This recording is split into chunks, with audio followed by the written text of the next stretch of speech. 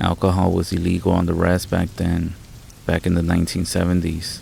By the way, my friend gave me permission to share this with people before he passed away.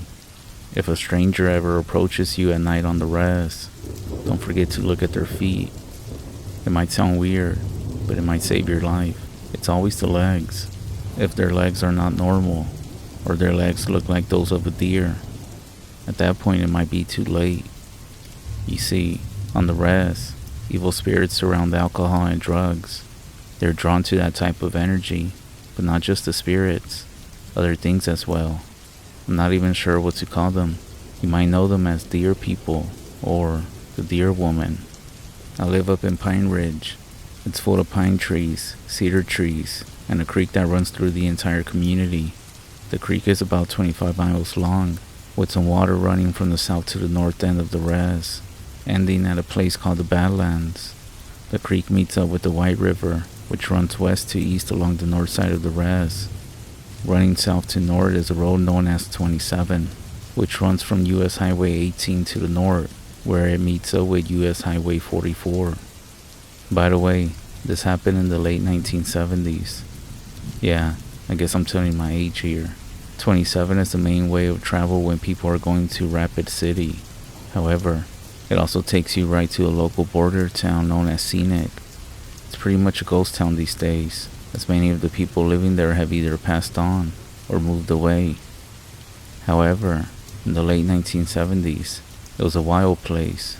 Alcohol was illegal on the REZ back then, so we would go there to party or get beer and then go back home. It was a Friday night, and my friend George, that's not his actual name, but I'll just call him that, well, he went there to have a good time.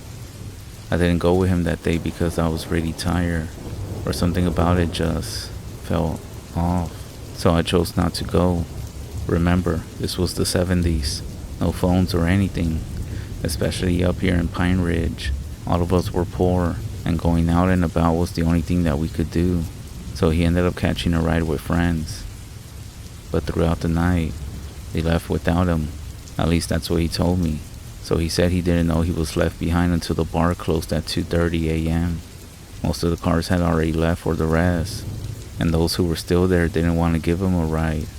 I'm starting to think he had caused or done something, but he claimed he was pretty chill the whole night. So he just started walking back to the REZ. The REZ line was about 7 miles away. As he was walking, the night started to get lighter as he moved through the Badlands. The Badlands are full of buttes, deep water runoff canyons, pinnacles, and spires.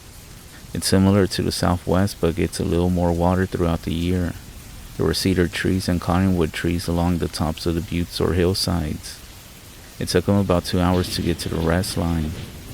By then, the sky was getting lighter. He wasn't buzzed no more, and he was also getting tired. But at the same time, he said he was mad that no one wanted to give him a ride. He had walked another 2.5 miles when he finally got to the top of a hill known as Shoe Hill. He was halfway across Shoe Hill when he noticed a truck coming towards the main road, from a dirt road that went to the southeast across the hill. The truck got to the main road and turned in his direction. As it got closer, it slowed down beside him and stopped. The driver motioned to him and pointed down the road. George opened up the passenger door of the old Ford truck. The driver asked if he had gotten left behind, and that if he needed a ride. He told him yes and got in. The driver was a ranch hand who had gotten up early to check on his cattle. His herd was about 3 miles south of Shoe Hill, but he gave George a ride about 3 miles north of a place called Rocky Ford. After George got out, the truck turned around and went back north. Georgia was about 3 miles north of a bridge that crossed the dry creek bed. He could see it as the sun was starting to rise to the east. The walk to the bridge didn't take long. He stopped to rest. To the east were more badlands, but to his right was a butte that was covered in cedar, elm, and cottonwood trees. He was tired, so he decided to walk up the hill, find a place to lie down, sleep for a bit, and then keep walking. It took him about 20 minutes to climb up the hill and find a place under the cedar and elm trees to lay down. He lay down and went to sleep. His sleep, however, didn't last too long. As he was sleeping, something tugged on his foot a few times. He kicked out the next time it nudged his foot. He then heard someone step back. and nudged his foot again. He kicked out again and yelled at whoever it was to leave him alone. He opened his eyes.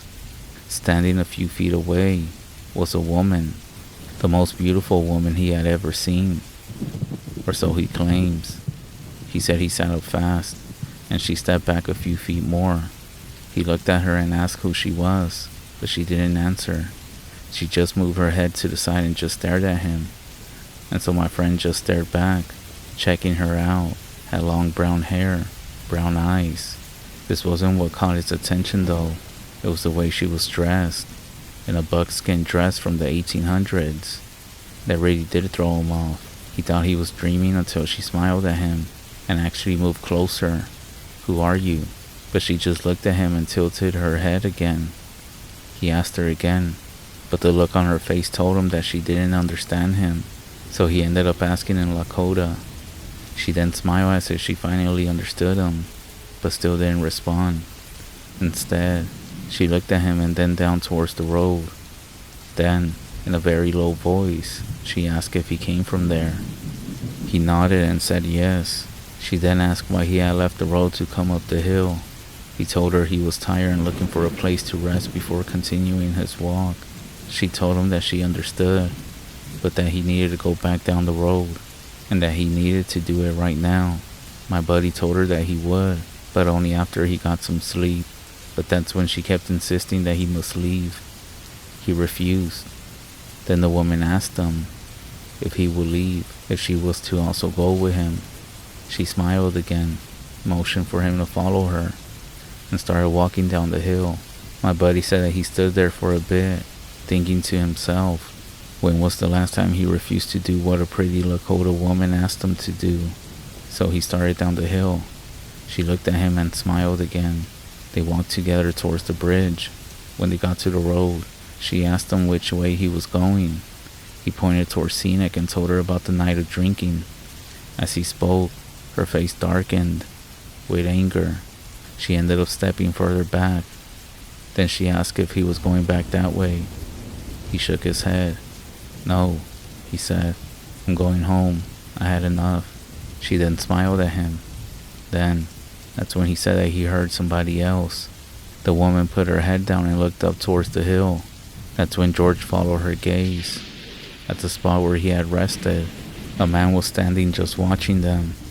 He had long hair and was dressed in breechcloth and leggings. He held something in his hand, an antler. That's when the man began walking to them, and the woman told my friend to leave right now. That's when a truck appeared in the distance. The woman glanced at the truck, then back at the approaching man. That's when this man also saw it and stopped about 30 yards away. The old Ford truck screeched to a stop beside George. The ranch hand inside started yelling, "Get in! Get in!" My buddy said that he didn't know what to do, but the ranch hand screamed again, "Look at their feet!" That's when my friend glanced down. The woman and man had deer hoofs instead of human feet. That's when he jumped into the truck, just as the ranch hand floored it. The tires spun as they sped away. The ranch hand then shouted, "Look! Look! Look at them!" That's when my friend turned. In the truck's side mirror, he no longer saw a man and a woman, just a doe running up the hill, and a buck that was chasing after the truck before retreating. When they finally stopped at Rocky Ford School, the ranch hand explained that he had seen George following a doe down the hill with a buck that was coming after him. Ever since that day, my friend stopped going out and he stopped drinking. He stopped going out at night overall, and we became pretty distant after that. Again, this happened back in the 70s, and he didn't tell me until a few years back before he passed away. He wasn't the same after this, and I remember when he told me this, he also said, "You don't ever forget what you see out there on those hills."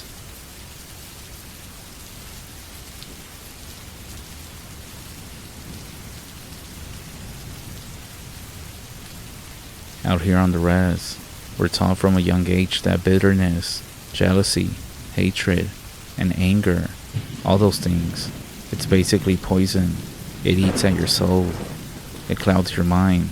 Everybody and the elders say that we must learn to forgive. to let go of those dark feelings, especially because if we carry them, they can actually stay with us for a long time. They will follow you. They'll seep into your personal life, into your marriage, your job, your kids, and that's something that you don't want to do. I know you're familiar with the saying about taking things with you to the grave, but this is one thing you really don't want to do. One of the teachings that we have is that things don't always stay buried. Some people say that when we hold on to those feelings, they have a way of coming back, even after you have passed on, and not just them. But let me tell you about this experience that I had. This actually happened to me while still in junior high and high school between 1989 to 1993. It's a story that's a bit sad for me and creepy as hell at the same time. It is pretty long, but I gotta tell you all the details so you can get a sense of what happened. When I was in junior high school, I became friends with a guy who just moved into town. I remember first meeting him on the bus after school. I don't think he really knew anyone, so for a while he would sit with me on the bus ride home, and we eventually became good friends. As time went on, we would meet up after school with a little clique of neighborhood kids. We would play street football, baseball, basketball, or just hung out at each other's house or at a friend's house, playing video games. We had sleepovers and did what every kid did at 12 to 14 years old. As we grew up in junior high and slowly transitioned to high school, we made more friends, and over the summer break it was pretty quiet. I hadn't really seen my friend hanging around. I guess he made other friends that I didn't know about, so I mostly just hung around with the kids up and down my street. And my best friend, since I had him since the 3rd grade, and we're still really good friends to this day. It might seem like I'm dragging this on, but it'll make sense by the time that I'm done. One day in the hallway right after school started, I saw my friend that I had lost contact with over the summer, the same friend that I met on the bus. My best friend also knew him, and he also happened to befriend him as well. But that day, everything changed. As we approached them, I was expecting a friendly greeting. You know, how's it been? What you been up to? He proceeded to walk straight towards us and push this way between us both, bumping into our shoulders pretty hard like he was making some kind of statement or something. Me and my friend looked at each other like, what the fuck? And then he looked back at both of us with this go to hell look. We had no clue what this was about. Anyways, as time went on, we would hear from some people that he was talking smack about me, and some other people that I knew as well. Over time it got worse, to the point where he was turning my own friends against me. So that school year for me was weird, and it got to the point where I didn't feel safe walking down the hallways at school alone, or even in my own neighborhood for the fear of being cornered and jumped or something. He started hanging around with some shady people, and he started getting into a lot of trouble and got sent off to juvie or something. I never knew what for, but it couldn't be good. As time went on, we had pretty much became enemies. He hated me for some reason, but I never figured out why. So it finally got to the point one day at school where he cornered me in my locker with some of his shady friends, and we got into it. A pretty big fight that lasted quite a bit. We eventually were separated when teachers came rushing through the crowd to break us up. We both got lucky and separated before the teachers found out who was fighting. After that, he almost just disappeared. He dropped out of school, never to be heard from again, at least for another year. So everything calmed down, and come to find out, he was going to some school for troubled kids. I ran into him a year after at the end of the summer, while hanging out at a cousin's house. He came out of the dark walking with someone, and it kind of startled me because the last time we saw each other we got into it. My friend was with me, so he was talking with the other guy for a bit, and I just kind of stood there thinking, fuck, what's gonna go down? But nothing happened. Then fall rolled around in winter. Nothing from him though. And on Christmas Eve, something I never thought would happen, happened. I found out the day after Christmas that he had been killed on Christmas Eve, shot by someone as he was walking home late at night with his friend. He was shot with a .22 handgun, and the bullet struck his heart, which killed him. At first I couldn't even imagine something like that happening, in my neighborhood that is, let alone to someone who was once a really good friend.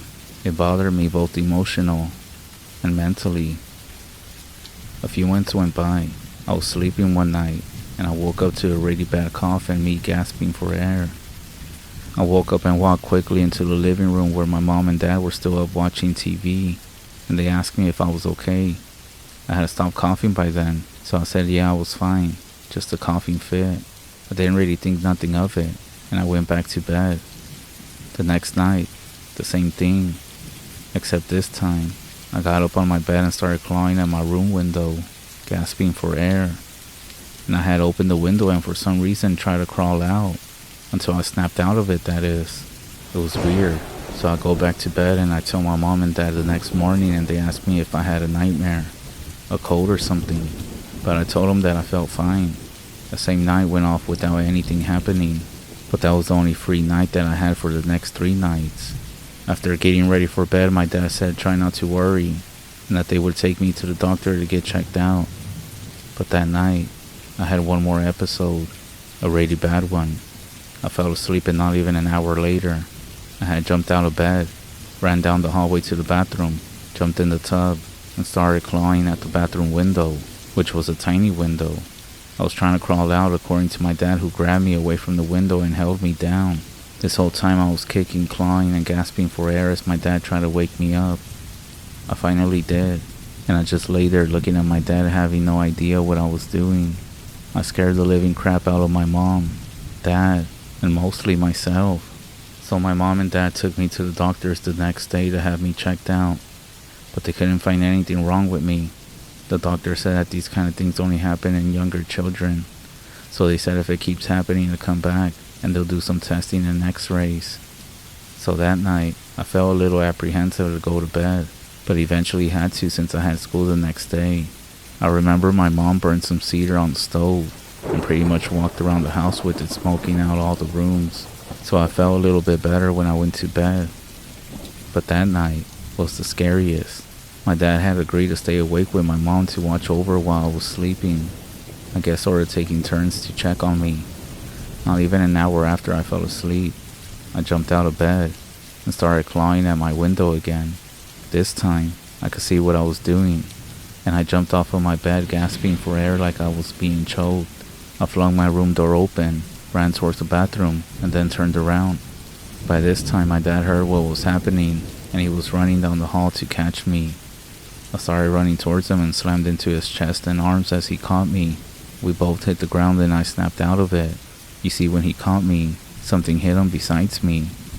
I was only 16, and I weighed about 110, so I wasn't very big at all.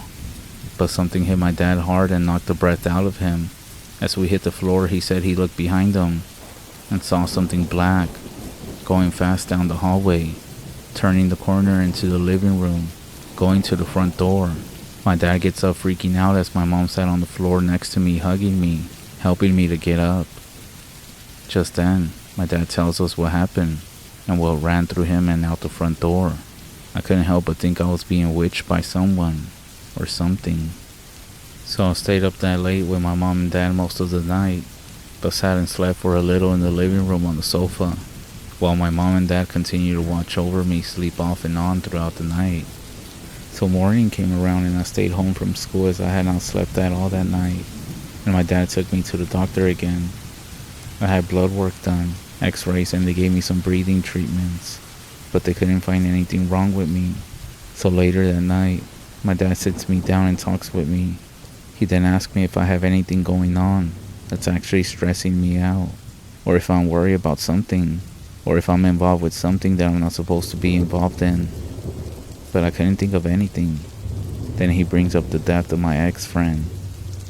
He then asked me if it bothered me, and I said yeah, at first it did, but now, not so much.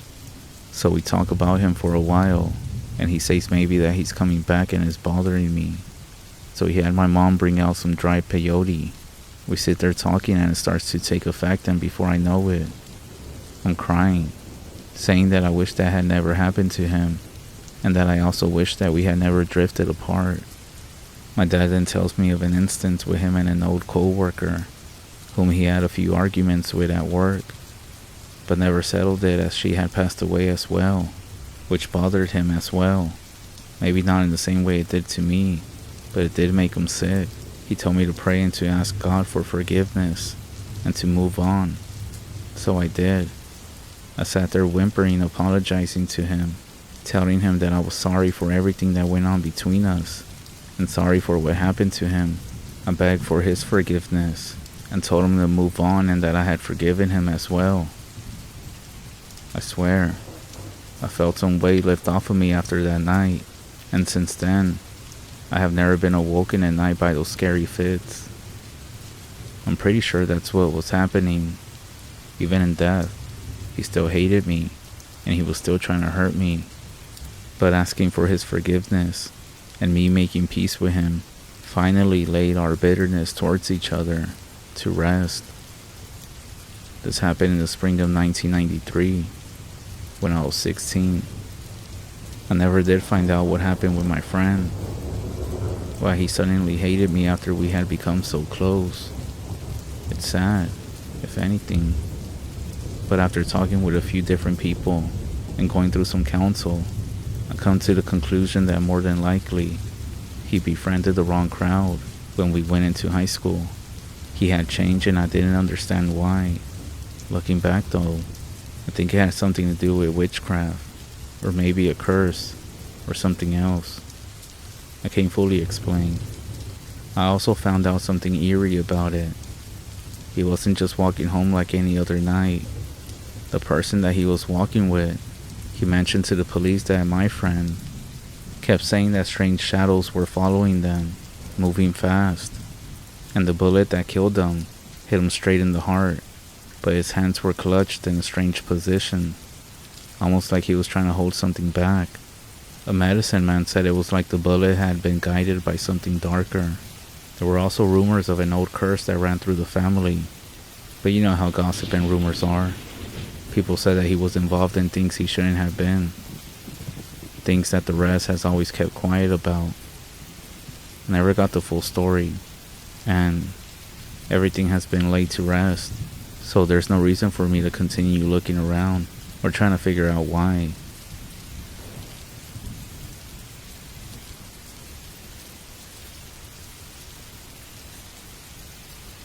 I have a story that I would like to tell you that happened to me recently. I live in the state of Georgia, in a tiny city called Dawsonville. I think there's about 3,000 people maximum living there as of 2024, but it could be a little less than that. I didn't exactly go around counting, if you know what I mean. Anyways, to cut to the chase and give you all the goods, there's this place nearby called Dawson Forest that you may have possibly heard of before. It's about a 20-minute drive from my city, but it is home to some crazy rumors that I could just not help trying to check out for myself. I'll give a little bit more background information, and then I'll get into the story. In the late 1950s, the United States Air Force bought a property inside Dawson Forest, and they built what used to be a secret research facility. I believe it was called the Georgia Nuclear Aircraft Lab. It's been out of commission for about more than 50 years, but those who live around this area have ventured into the forest. They always talk about rumors about strange lights and creatures. I even heard talks of deer that grew a second head, something about the radiation in the area. Back when it was built, everything nuclear was top secret, especially with the growing tensions of the Cold War. They wanted the facility to be built somewhere where no one could snoop around. But of course, this didn't stop rumors from circulating when some locals caught wind of the facility. I'm only 22, but my family has lived there for years and years, and they have all told me the stories. More information on this place is available online. You can actually look up everything that I'm telling you. The place was locked up with massive amounts of security, and at the time, you needed clearance just to get anywhere near this place. When they were developing the area for the site, they had to come up with a quick solution for the trees that had to be cut down. Loggers, of course, could not get any security clearance to get near the site, and so the people involved there took thousands of dead trees, piled them up, and just burned them. There are still a few witnesses here and there who are still alive today that live in the city that saw a big giant yellow glow because the bonfire was so big, the glow reflected off the clouds, and people miles away could see it as clear as day. It was a secret atomic facility burning as bright as the sun. People thought it was the end of the world. People back then spread rumors about the place being used to look at UFOs and other alien craft. The Air Force apparently never really cared about these rumors. This is because they were so far off from the truth that it actually helped them keep the secret from the public. Anyways, I had known about this, and I heard stories for some time, but it wasn't until a few weeks back that I grew especially bored and was looking for something to do. I always had a love for the outdoors, and I have done quite a bit of exploring and hiking in my own time. I decided to do some more investigating, and then to go. So of course, I looked up the place online. I looked at articles, documents, and all that kind of stuff. I talked to my parents about the place, what they remember, all the local rumors and such. I even talked to older people around the neighborhood that I knew. I got excited, like really excited. I hadn't been on a hike or explored anywhere in a few months, so I knew just how much I was going to enjoy this. I explained the entire story about the area and the facility to my friend Mark, who was also a hiker and joined me on many treks before, but he wasn't convinced about the potential for exploring. He said it's most likely all just sealed off, and that we'll get there, walk a little ways in, and then have nothing to do. He said he didn't want to waste an entire day. I'm practically begging him to just give in and say yes. I'll promise him everything under the sun if the place turns out to be boring. He eventually says yes, and I thought, sweet, let's do this. None of us had a car, and both of our parents were busy, so we were gonna do this old school. We really enjoyed walking, and the exercise was nice. 3 hours. I only realized about halfway through how bad of an idea it was. But by that point, there was no turning back. We're both puffing and out of breath. We decided to make the most of the daylight that we had and made our way in. The place is completely open to the public now. It's not restricted land at all. I did see a sign about the abandoned facility itself, but I'll get into that. Radiation was reported to be above normal background levels, but that was back in 1997, so it should be fine by now. It would be incredibly stupid for them to open the place to the public if it wasn't safe, so I really wasn't worried about that. Mark has a slight interest in photography, and is kind of weird about it. He prefers taking photos in a retro style on some radio cameras from the early 2000s. He did bring some PowerShot camera thing from 2002. I guess that qualifies as retro now. We got a good ways in and took in our surroundings. The place was actually pretty pleasant. A lot of animal activity, but there was something that was strange. There were no birds singing or any kind of bird activity. It was all very weird, considering the place is a wildlife reserve. We were starting to lose quite a bit of light by this point. It wasn't pitch black, but the sun wasn't bright. I did spot some kind of glint in the distance. It wasn't a normal deer. It was completely white. I'm not talking about some faded fur or a couple of splotches. Every inch on this thing was pure white. This wasn't the only strange thing about it. It had a third antler instead of 2. It did look really weird, and it was kind of coming out of the back of the deer's head, instead of from the top like the other 2. My friend did try taking a picture, but the stupid sound his camera made startled it, but we decided whatever, it's just a deer, and we wanted to continue exploring. Once we made our way a fair way down the trail path, the old abandoned building started to become visible. We also kept seeing dead trees as we moved further into the forest, clusters of them. All the trees around in the rest of the forest were perfectly healthy, but every so often there was just a group of 3 or 4 trees that were stone dead. We got up to the entrance. It looked like all the entrances to the place had been concreted off. At this point, I was thinking that if we came all the way and just couldn't get in, I swear, I was looking desperately around the place for some way to get in. Literally any way at all. Mark was pissed.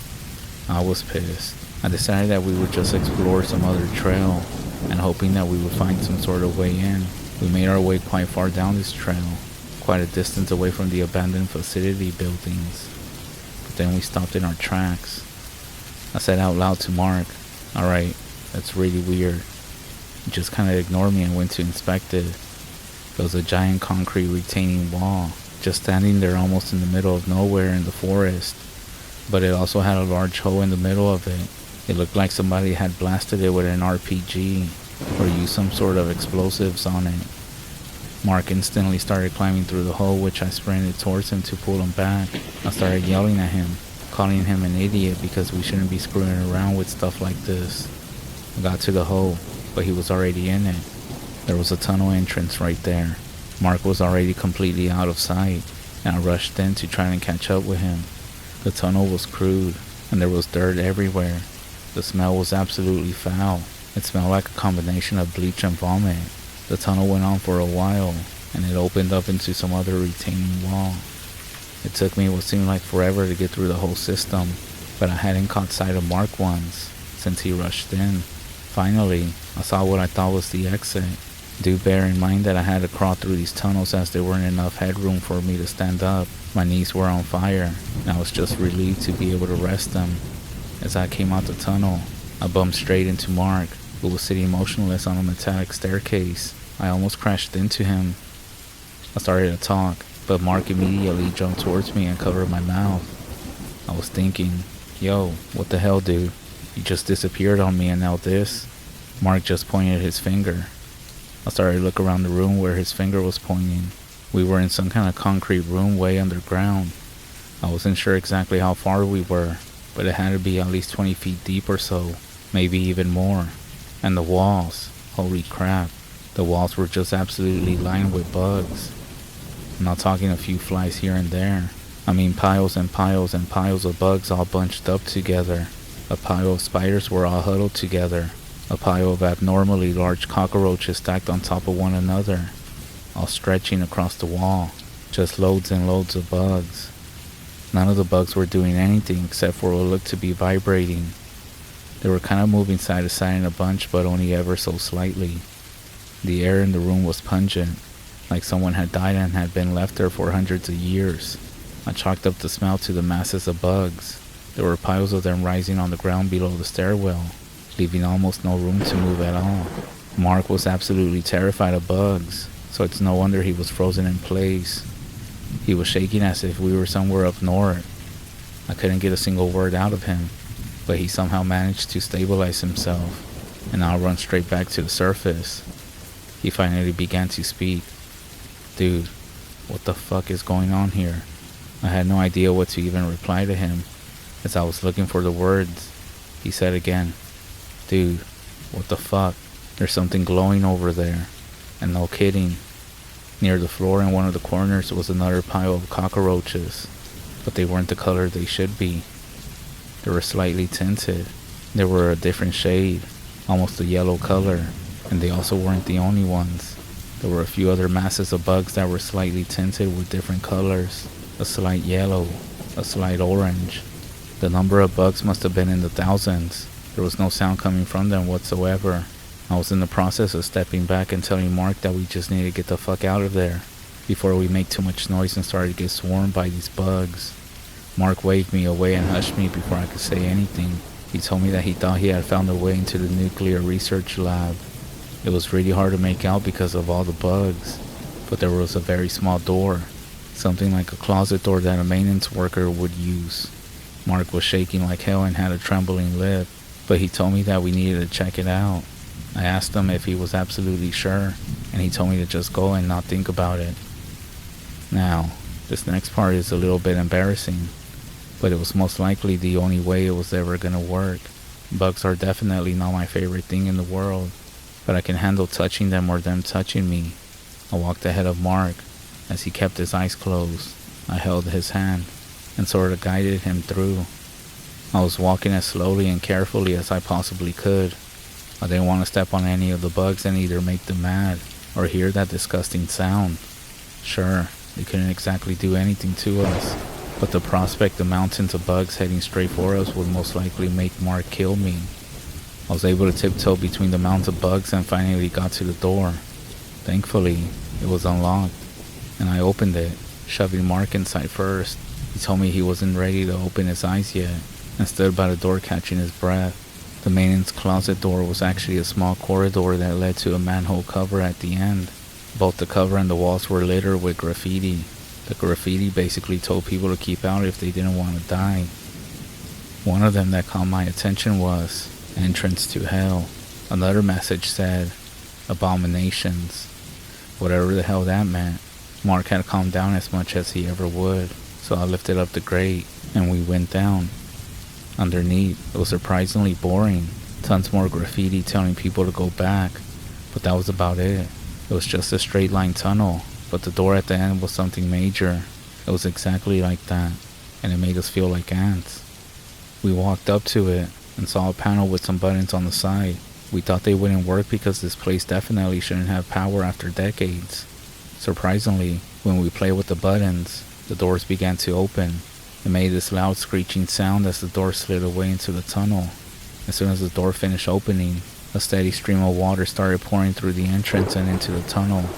It looked like the facility had been partially flooded, but not enough to cause any major issues for us aside from having soaking wet clothes. Finally, we headed into the place. Both Mark and I were incredibly excited. This was finally the place we had been looking for. All of my research had actually paid off. Water was still sliding out, which we had to go through, but we started exploring the halls of the place. We kind of split up and went into different rooms across the hall from each other. I could hear Mark stomping around and shuffling papers. I figured he was really getting into some secret documents. The place, however, was actually quite disappointing. It seemed like they had gutted it when it got abandoned. Most of the windows were sealed up, and any doors leading further into the facility were completely sealed off. This meant that we had maybe half of the actual facility to explore, less if there were any floors beneath the one that we were in. I came across a few boxes of flies stacked up in the corner. Most were water damaged beyond repair.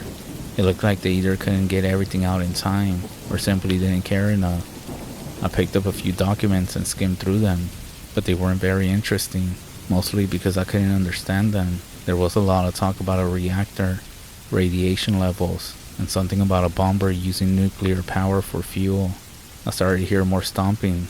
This time it was aggressive. I could feel the vibrations on my feet. I wondered what the hell Mark was doing. That's when I heard him scream. The instant that I heard the scream, I dropped the documents and ran out the room. As I ran, I collided with Mark, and we both fell to the ground. I didn't even have time to ask him what was wrong. He yelled at me to move out the way. Without looking back, he ran straight down the tunnel that we came from. I got up and started chasing after him.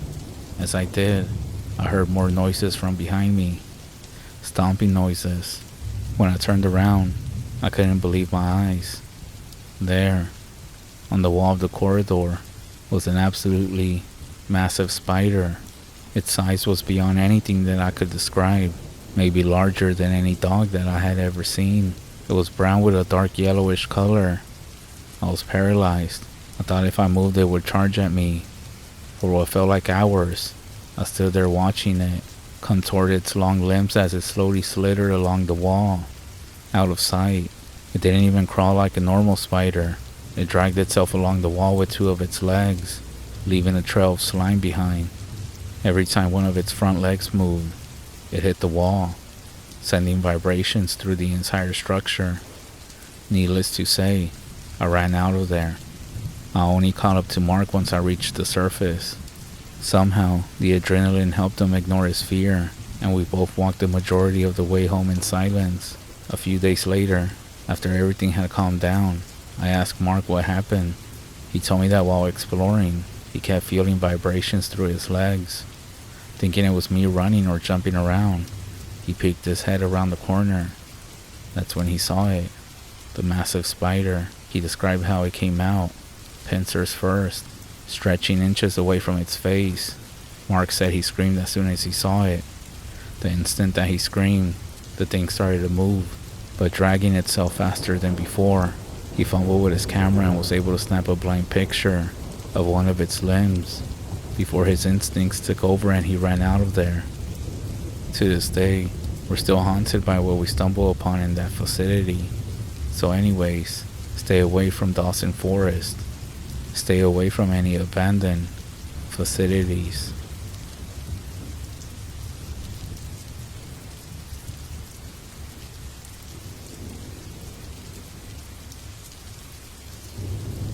My wife, a native Navajo, invited me to go with her to her grandmother's house for Christmas.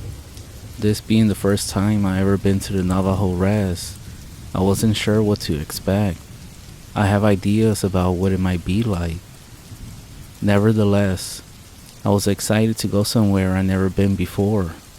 Most of my excitement came from wanting to learn more about the other culture and the unique opportunity of visiting a REZ as an outsider. Because of this, I was also a bit nervous. What if I wasn't accepted? Would the people be welcoming, or would they feel a certain way about my presence?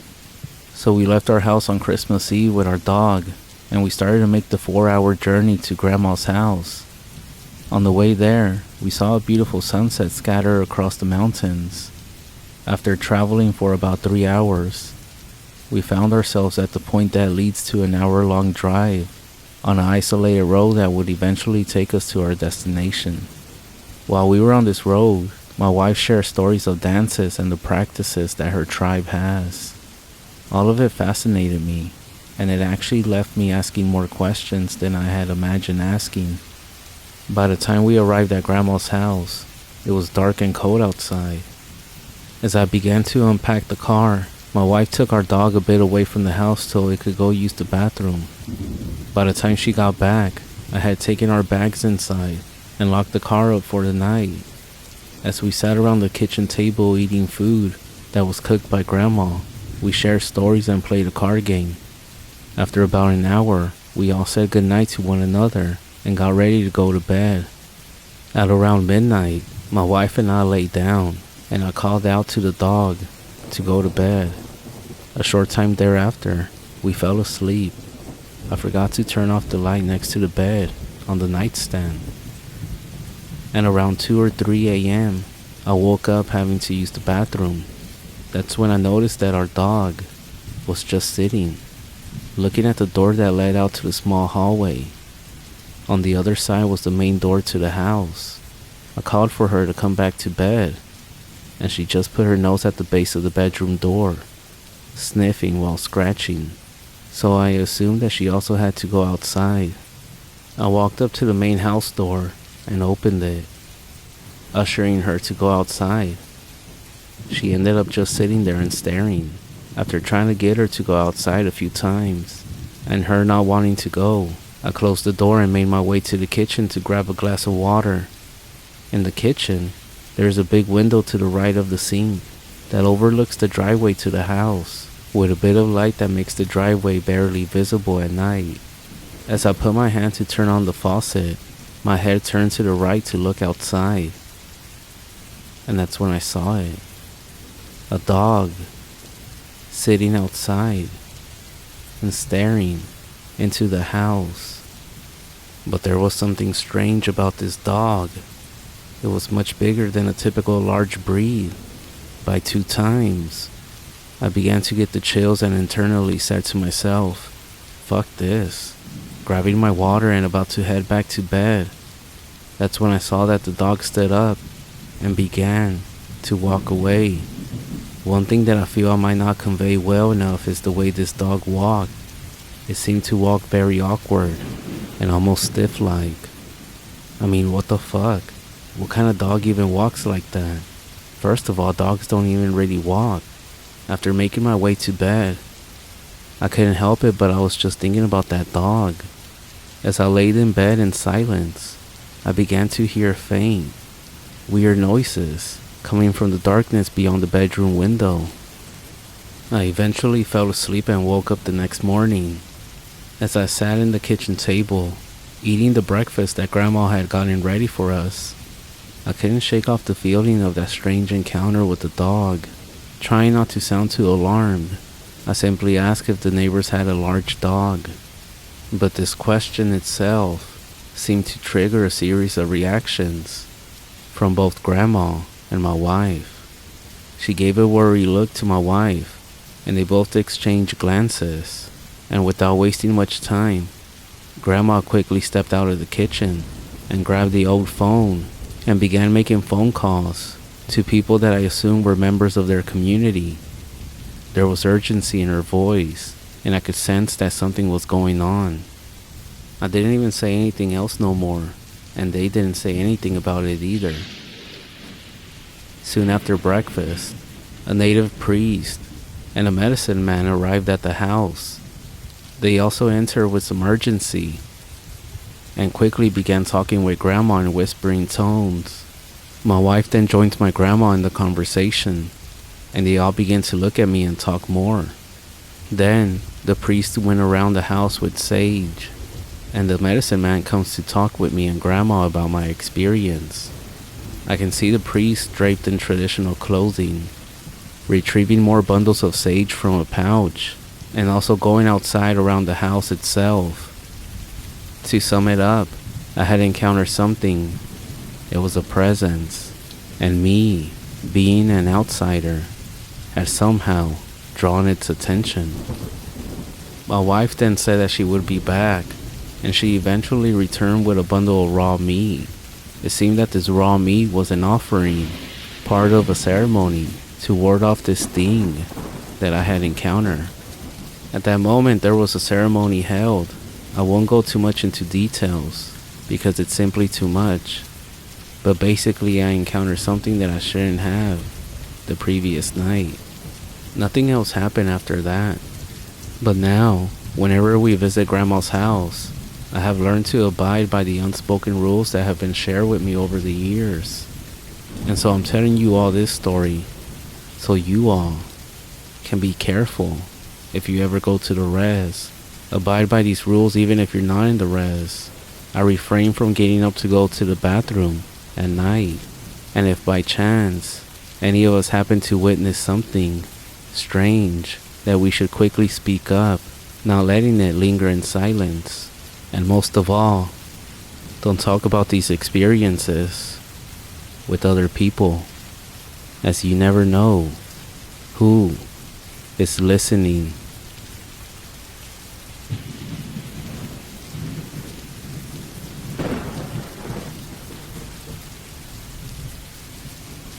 The town I grew up in was a nice place to live.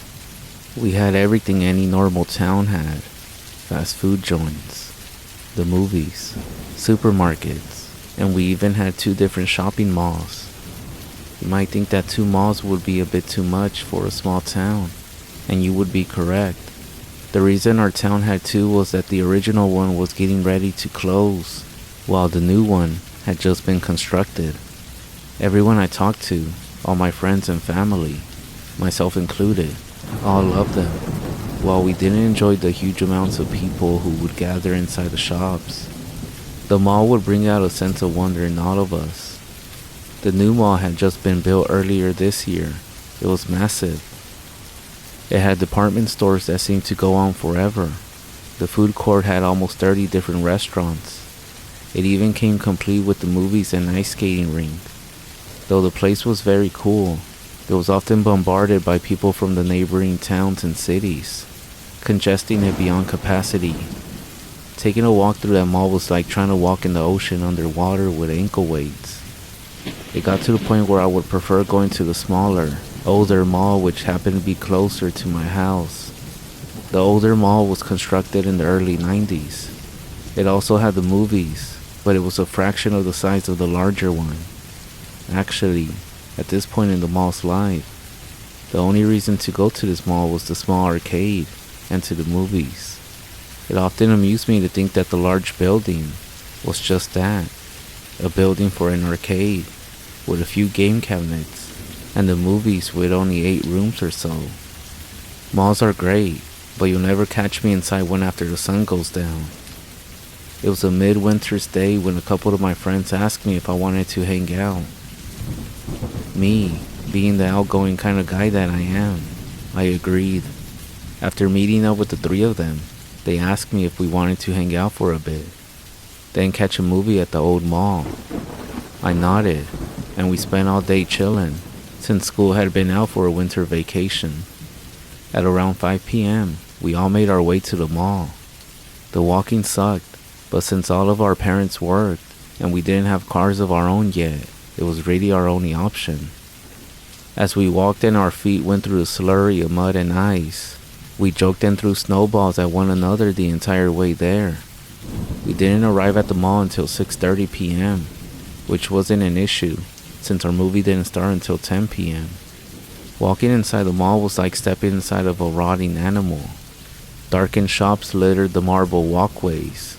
Only a few of them had their lights on, but it seemed like no one was around to maintain them.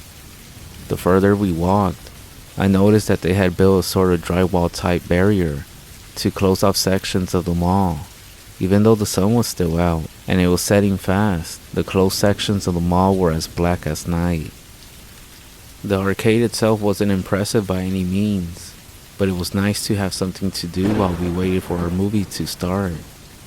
All of us spent some time at the front row of cabinets and located games to play.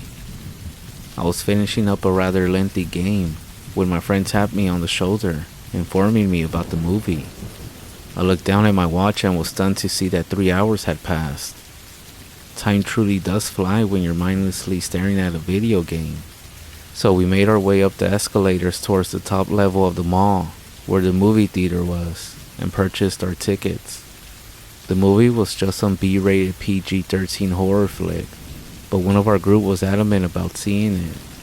When we entered the room, I wasn't surprised by how empty it was. Not only was it 10 p.m. at night, but the mall itself was pretty empty anyways. The only people we had seen while we were there was a guy behind the popcorn stand, and some guy who sat in the back of the arcade, staring at a computer screen. The movie ended up lasting around 2 hours, and we weren't exiting the cinema until a little past midnight. I'm not sure why, but stepping from the theater room into the lobby was surreal. It was like I was in a place that I shouldn't be. The lobby lights were dim, and the concession stand was completely dark. One of my friends joked about going behind the counter and swiping some candy for the road, but I guess he felt guilty and he just continued walking along with us. Standing at the top of the escalators, we had a view of the entire mall. The previously illuminated shops were all dark now, and that once pitch black closed off area seemed almost like an endless void. At this point, the only sound we heard as we stood there was the clattering of the escalators as it cycled slowly. Once we were on the ground floor, we took a moment to scan around us, noting how we were most likely the only souls in the entire mall, as another one of our group suggested we go take a look around. At first, I didn't want to get in trouble, but I was eventually convinced into going along with words like, they'll just tell us to leave, and we can just say we got lost if they find us. We walked over towards one of the sections of drywall that was put up to separate the remaining shops from the closed down area. With a slight bit of effort, we managed to slide a section out of the way for us to step through. Stepping onto the other side of the wall was a strange feeling. Earlier when I felt like I shouldn't be there, this felt even more like danger to me, as if I went from standing on a cliff to walking on a tightrope. We began our walk through the abandoned part of the mall, two of my friends using their phones as flashlights. The only sounds we could hear were the clattering of the escalators growing ever distant, and our numerous footfalls as we pushed our way further into the darkness. We took note of the shops that had been completely gutted. Shelves and debris were scattered in and out of the shop fronts. Dismembered mannequin parts were all over the floor, both inside of the stores and outside. One of my friends picked up a mannequin hand and high-fived it before sending it flying further into the dark ahead of us. The sound it made echoed across the walls before quietly fading away. We all laughed to one another before a new sound forced us to stop. It sounded like the cracking of gravel or glass being stepped on. It was such a unique and distinct sound that we all froze in place, listening for a moment. Suddenly, a clatter sounded at my feet, and we all yelped. For a second, my friend directed his phone's light towards the sound, and I stared in shock. It was the mannequin hand that he had just thrown out. Only the wrist of the hand looked cracked and warped, as if something had squeezed it before throwing it. My friend shined his light on me, but I was too busy staring at something else. It was my other friend's phone, sitting on the ground with a light shining directly upwards. I walked over to it and gently picked it up. When I did, I flashed it around me. The light danced on the dark before I saw something that almost made me vomit. It was my friend, but he was standing as stiff as a board. He wasn't facing me, but instead was looking up at something. I shifted the light slightly, and I saw something impossible. Whatever it was, it towered above my friend easily over 6 feet tall. Its face was twisted. I couldn't really make out its features, but with the number of teeth I saw, I didn't really want to. Its torso was short, but its limbs were like a spider's. Its legs were long and narrow. Its arms were dangling at its side. It didn't seem to be wearing any clothes, but instead had gray skin, with patches of black all over its body.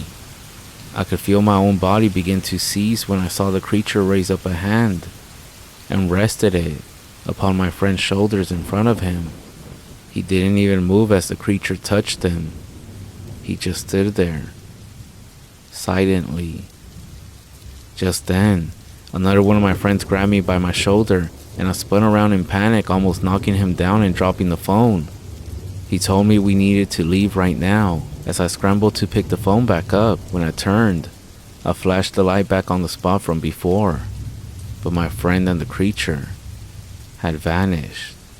In a panic, we all ran out of there as fast as we could. The entire trek home, we talked about what we had seen and what we thought happened to our friend. One of my friends said that he had only seen him standing there. The other one said that he could only see me in the dark holding the flashlight. And then I told him what I had seen, and if they had not been there, they most likely wouldn't have believed me. We all debated on what we should do, if we should tell our parents, or just pretend like it never happened. They were both in favor of acting like it never happened, but I couldn't just let one of my friends get hurt and not do anything about it. So about an hour after we got home, I made my way over to my friend's house, the one who was left behind. I knocked on his door, and his mom answered. I told her that I really needed to tell her something important, but just before I could find any word, I saw him, my friend, sitting at their dinner table, staring at the ground. I then asked if I could talk to him, but she said that he had only gotten home a few minutes ago and that he wasn't feeling very well. I returned his phone while I was standing there, and then I went home. I haven't talked to or even seen my friend over the next 2 weeks when suddenly I was passing by and there was a for sale sign in their front yard and also a sold sticker plastered across the sign itself. I'm not sure what happened with my friend or why his family moved. I'm not sure who or what that creature was, but I don't think I will ever go to a mall after dark again, and I would advise you all to do the same.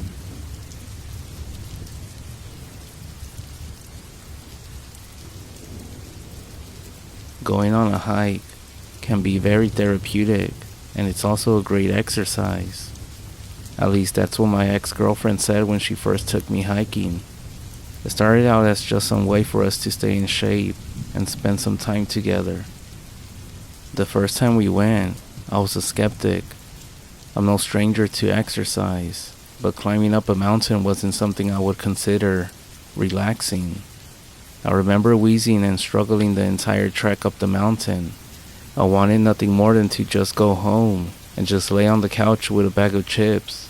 Once we had reached the summit, I'll tell you, there are only a very few sites that can match it. During our relationship, she and I would go hiking about twice a month. We always went to the same exact spot and hiked up the same exact trail.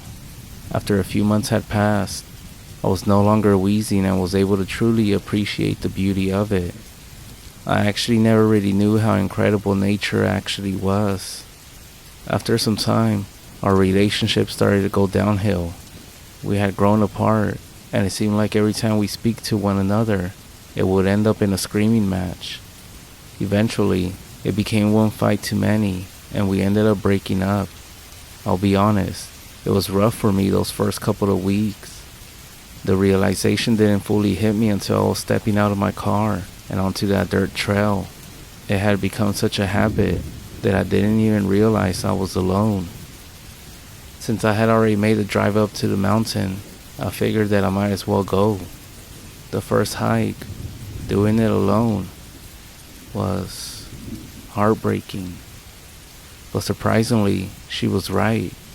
It did end up being quite therapeutic for me. Making it all the way to the top on my own, I felt empowered and decided that I wanted to continue hiking regardless. So for the last 2 years, I gone hiking twice a month, on the same trail, on the same mountain. I did, however, change the days that I would go, just in case she still continued to hike up there as well. I didn't want to deal with the awkwardness of seeing her on the trail. However, yesterday was the last time I'll ever go hiking in my life. The day started out as any other. I woke up, got ready, grabbed my pack, and drove up to the mountain. It had been raining all week prior, so I made sure to bring along a sturdy pair of boots, just in case, you know. When I arrived, I stared at the swinging sign on the metal chain. It read, "Rock slide. The trail is closed." I huffed and got back into my car. I thought about going home, and in hindsight, I should have done just that. But instead, I was adamant about maintaining my routine. I drove around to the other side of the mountain, which didn't take me very long. It wasn't that big of a mountain. I found a spot that appeared to be a clearing of some kind. It looked like an area for hikers to disembark and make their way up the mountain. As I pulled up, I saw a dirt trail leading through the trees, even though it was much more overgrown than the other path. I looked around and saw that this one had no sign, so I figured that the rock slide happened on the other side of the mountain. I grinned, inhaled deeply, and began my hike.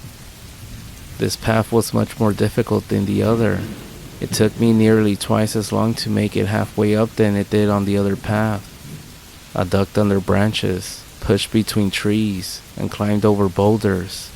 I was beginning to wonder if this was actually worth it when suddenly, I stepped out into a clearing. It seemed like a little pocket of nature safely preserved by the towering trees around it.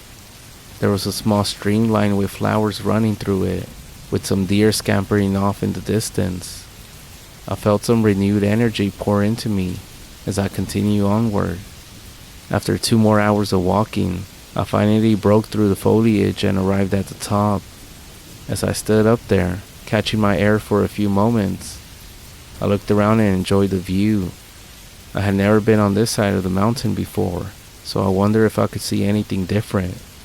It didn't take me very long to notice a small cabin about halfway down the mountain, not too far from where I hiked actually.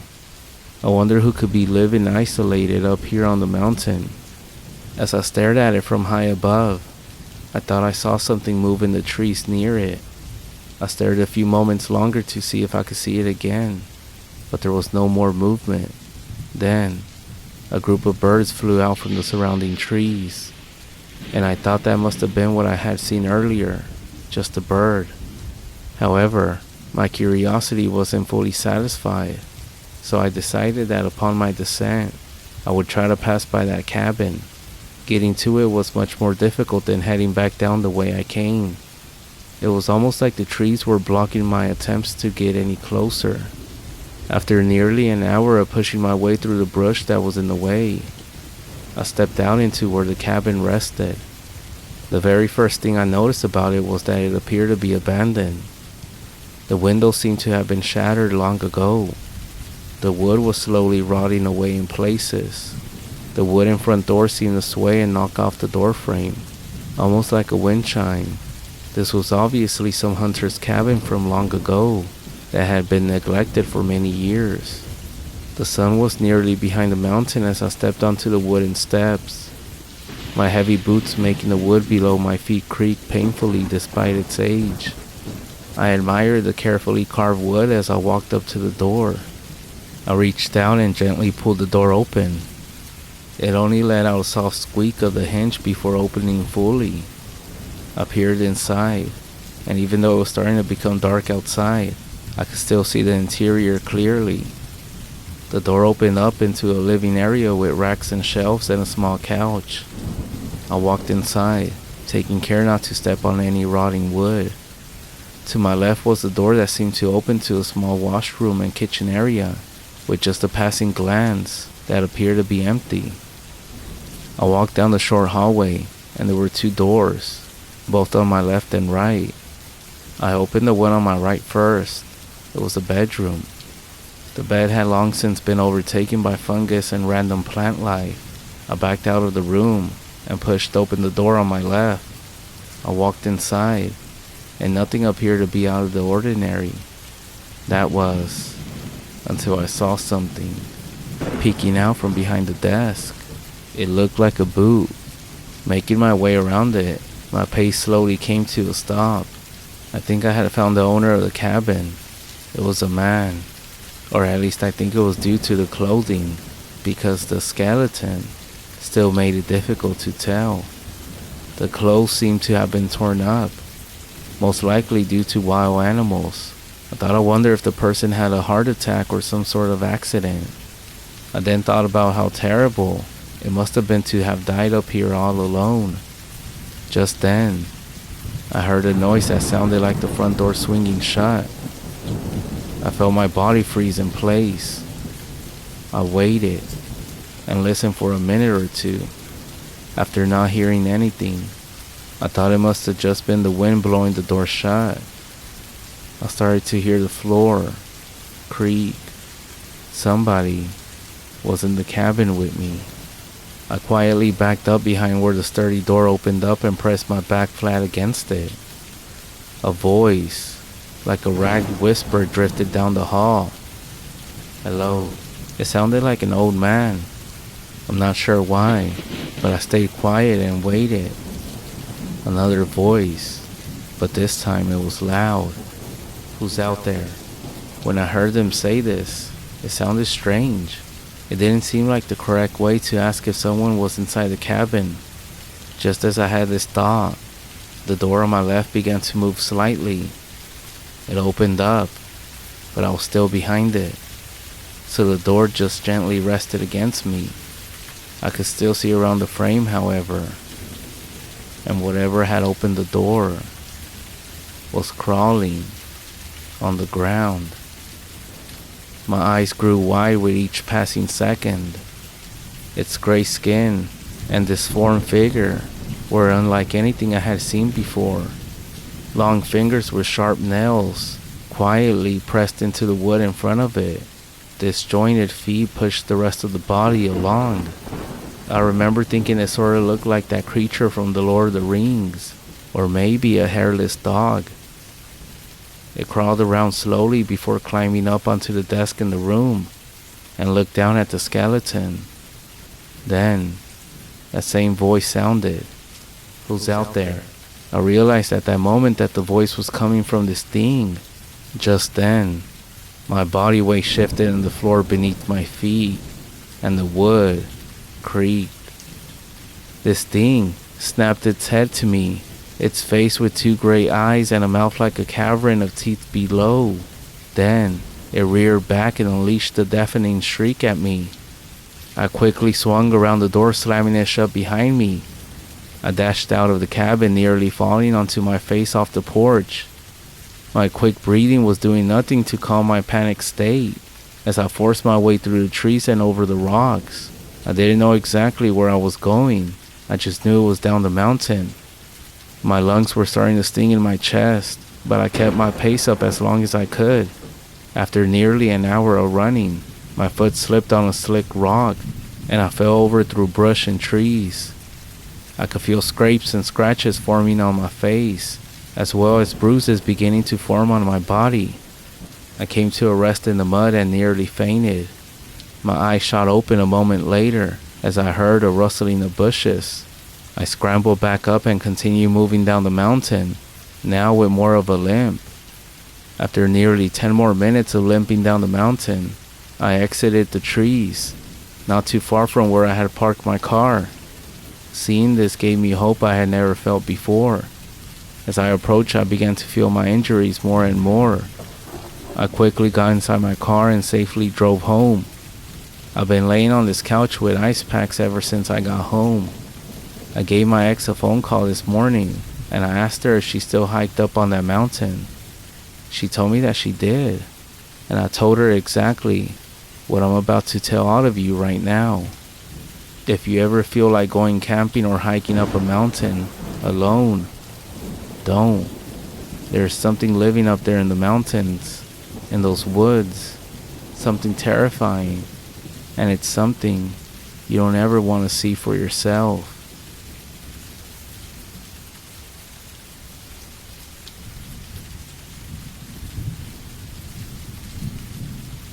I've been living in the Southwest for my entire life, and I'll be the first to tell you that there isn't much going on here, even though I assume that could be said for pretty much anywhere that isn't Disneyland.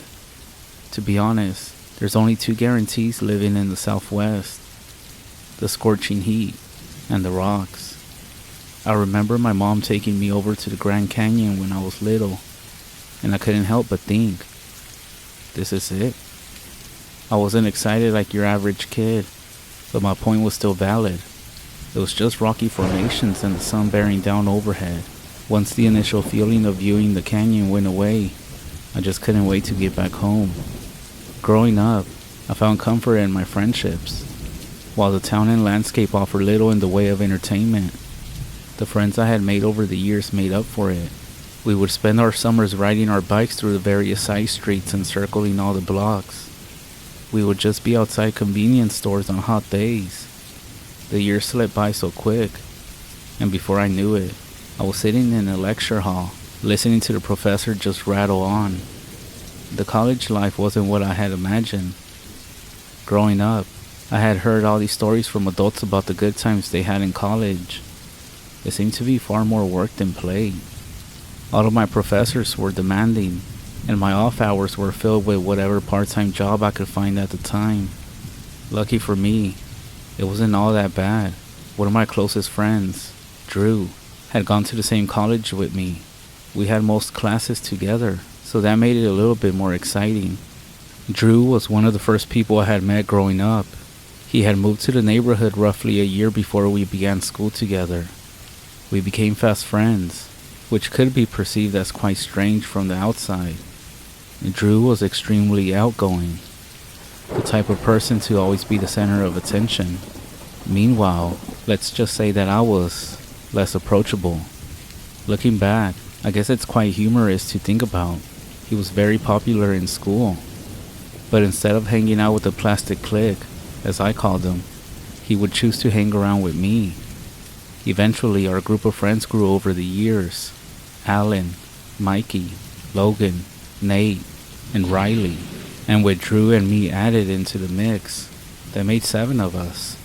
However, by the time we all graduated high school, only 3 of us lived in town. Drew and I both got accepted into the same college, just outside of town, while Nate had gotten a pretty steady job working at a warehouse. Even though that seemed to take up all his time, the others moved out of town, or out of the state. The end of college was quickly approaching, and during lunch one day, Drew mentioned to me that he had a job lined up for him out of state. As much as it hurt to hear, I understood and was happy for him. That of course forced me to think about my plans after college, and I quickly realized I didn't have many aspirations. I think Drew could tell by my expression that the news was somewhat heavy for me, but he assured me that everything would be fine. I ended up just returning a shrug. Before we returned to our classes, he mentioned that he was working on something that would make me much happier. My curiosity lit up as I wondered what he could mean by working on something. As the days and weeks passed, I had completely forgotten about this conversation. Until about a week after graduation, Drew messaged me and asked if I was available for an upcoming weekend. I checked my calendar, and I told him I was, but of course I inquired as to what it was about. He said he wanted to go camping. We had never gone camping before, and Drew didn't really strike me as the outdoors type. He pleaded with me that this would be really fun, and despite having a couple of reservations about it, I agreed. I made note of the weekend and marked it on my calendar. I bought what I imagined to be enough provisions for a day or two, and waited for Drew to pick me up. He arrived late in the morning on Friday, and I hopped into his car. He flashed a grin that seemed to hint like he was hiding something. I asked him what was up, but he just shook his head. We drove out of the town for a few miles before turning off onto a dirt road. The road began to go up the side of a rock formation, and we arrived at the peak of this hill. I noticed this large, flat clearing. These small mesas are not uncommon, but I was surprised that this was going to be our destination. As we rode to a stop, I noticed a few other cars in the vicinity. I immediately recognized the people standing next to them: Alan, Mikey, Riley, Logan, and Nate. Two of them were busy setting up tents while another was busy getting the fire started. I chuckled and shook my head. Drew briefly patted me on the shoulder before we both hopped out. Everyone was in great spirits, and we spent most of the day remembering about the past. We got the campsite all set up, and I began soaking everything in around the edges of the hilltop. My feelings towards this rocky terrain was much different than when I was younger. As I stood there attempting to soak in my surroundings, I noticed something off in the distance. A large dark shape was moving slowly down the hill. I tried to focus my eyes by squinting, but it wasn't helping. Nate then patted me on the shoulder and asked me if I wanted a beer. Showing the still semi-full can in my hand towards him, he nodded and began to walk away when I called him back over. I asked him to check out this weird shape on the other hill, and he stood there briefly scanning the terrain. He told me he couldn't see anything, and I began looking in the same area that I had last spotted it. Sure enough, the shape I had seen was gone. I shrugged, telling him it was most likely a wild animal or something. He gave me a weird look. I knew he was implying that I was drunk, but then he laughed and walked off. As I stood there, I couldn't stop thinking about that weird shape. In contrast to the terrain around it, it was quite large, and it seemed to crawl along the rocks. I had never seen an animal move like that before, so my brain was hyper-focused on whatever it was. I eventually pulled myself away from the cliff's edge and returned to the camp. We ate various foods we had brought along with us, and put a sizable dent into the alcoholic drinks we had brought. It wasn't long until we all retired to our tents for the night. At some point during the night, I was awoken to an odd sound. It sounded like someone was digging in the dirt outside of my tent. When I first heard this, my body initially seized up. There would be a long scrape in the dirt, followed by a stop, and then another long scrape. I thought maybe one of the guys couldn't sleep well and was just walking around outside, killing time. When I heard something new, something which sent a wave of uneasiness coursing through my veins, something was breathing next to my tent. It was inhaling sharply and allowed a very quiet laugh. The laughing is what creeped me out, only because it sounded very artificial, like it was almost mimicking a laugh. The scraping then resumed before fading off in the distance, and the sounds of nature once again filled the night air. I laid awake in my tent for a few hours before falling asleep. I then woke up to Drew patting me on the leg. I shot up in panic, nearly striking him in the process. He went backwards with his hands up, and I caught my breath and apologized to him. He then asked if I could come outside and take a look at something. I stepped out from my tent and saw everyone standing around looking at the ground. I turned and saw large scrapes in the dirt around my tent before they trailed off towards the cliff. I could feel that familiar panic rising in my chest when suddenly I heard that fake laughing again, which nearly caused me to jump out of my skin. I spun around and saw Nate with a wide smile on his face. Then, all at the same time, everyone around erupted in laughing. My fear quickly turned to madness, then subsided and was replaced with acceptance. Mikey then appeared from behind my tent with a towel in his hand as he wiped the tears away from his eyes. After the laughing died down, Nate apologized and said he couldn't help himself. I nodded to him and accepted the joke. Honestly, it was a pretty good one. We all got back to hanging out and enjoying the day. As we sat around in our chairs, talking, the conversation circled back to the prank, and Nate asked what I thought was on the other hill. I attempted to brush them off, but they insisted. I described to them the shape, and they all tried to take a guess on what it was. Some of the ideas thrown around were coyotes or jaguars, and Mikey suggested it was most likely just a really big snake, to which we all started laughing. Later in the evening, after we all had a bite to eat, we were just about to bed down for the night when a piercing scream drew our attention. We all turned and saw Riley running towards us from the edge of the cliff in a state of panic. He managed to say he saw something over the edge of the cliff. His wide eyes darted to each of us, looking for acceptance when everyone, including myself, busted out laughing. Half of the group turned to me chuckling, and I told Riley that it was a good attempt, but it wouldn't work a second time. He then walked over to me and grabbed me by the shirt collar. He shouted at me that he wasn't joking, and I threw my hands up, attempting to push him off, when he suddenly released me. I brushed my shirt down, asking him what his problem was. When I looked back up at him, I noticed that he was no longer looking at me, but instead was looking at something past me. Everyone else became silent as they all stared in my direction as well. Slowly, I turned and saw what everyone else was looking at. There was a face just on the edge of the campfire light. It looked almost like a porcelain doll. I couldn't make out the rest of its body.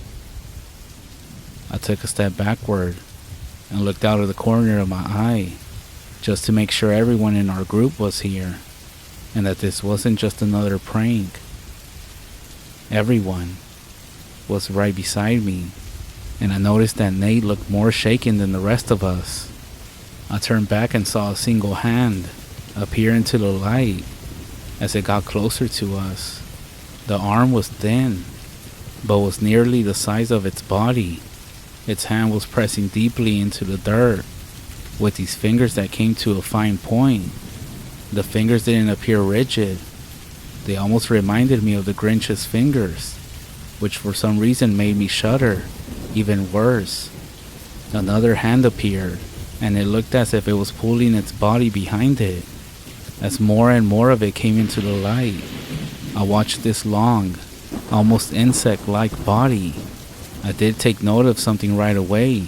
As I was watching this happen, I couldn't hear a single sound from this creature. No shuffling of dirt, no fake laughing sounds. It was silent. Then I felt something touch my shoulder. Trying desperately not to scream, I looked and it was Drew. He whispered in a shaky voice that he wanted to run to the cars. I was only able to return a slight nod. Drew and I were just about to make a run for it when Logan, someone who is always quiet, screamed and began sprinting away. The creature's head then snapped to face him, and still without a sound, it darted back into the darkness, and all we saw was a large shadow blur heading towards his direction. Logan's screams were cut off, and I watched the streak of red shoot out towards us from the darkness. Droplets of blood impacted the campfire. A second later, Logan came flying into the light and hit the ground hard. He was gripping his leg, which had these massive cuts carved into it. We all scrambled to pick him up, and we dashed towards our vehicles. We threw him in the back and drove down the hill back towards town, and we didn't stop until we were at the hospital. We quickly carried him inside as the nurses and doctors took over from there. Drew and I looked down at our blood-stained hands and walked over to sit with the others. Drew was the only one of us who could somehow speak clearly, and he told the doctor that Logan had slipped off the edge of where we were camping, and that we were able to pull him back up, but he messed up his leg on some sharp rocks in the process. We were in the waiting room for a few hours until the doctor arrived and told us that he was going to be fine. He said his leg looked much worse than it actually was, which we all exhaled a sigh of relief. Just before the doctor departed, he turned and asked us again to confirm that the cause of this were rocks, and we all shakily nodded our heads at him. We thought he was going to press further, but he just nodded to his clipboard, returned a faint smile, and made a passing remark about him being lucky it was just his leg and not his head. Logan was released from the hospital after 5 days, and we all showed up to see him off home. He barely said 2 words to us the entire time. After that, one by one, everyone else went back to living their life, not even wanting to talk about that night. And just as Drew was getting his things in order, I asked him if his company was hiring. He stopped and flashed a faint, creepy smile, which upon seeing my expression, quickly shifted into a look of concern before telling me yes, they are.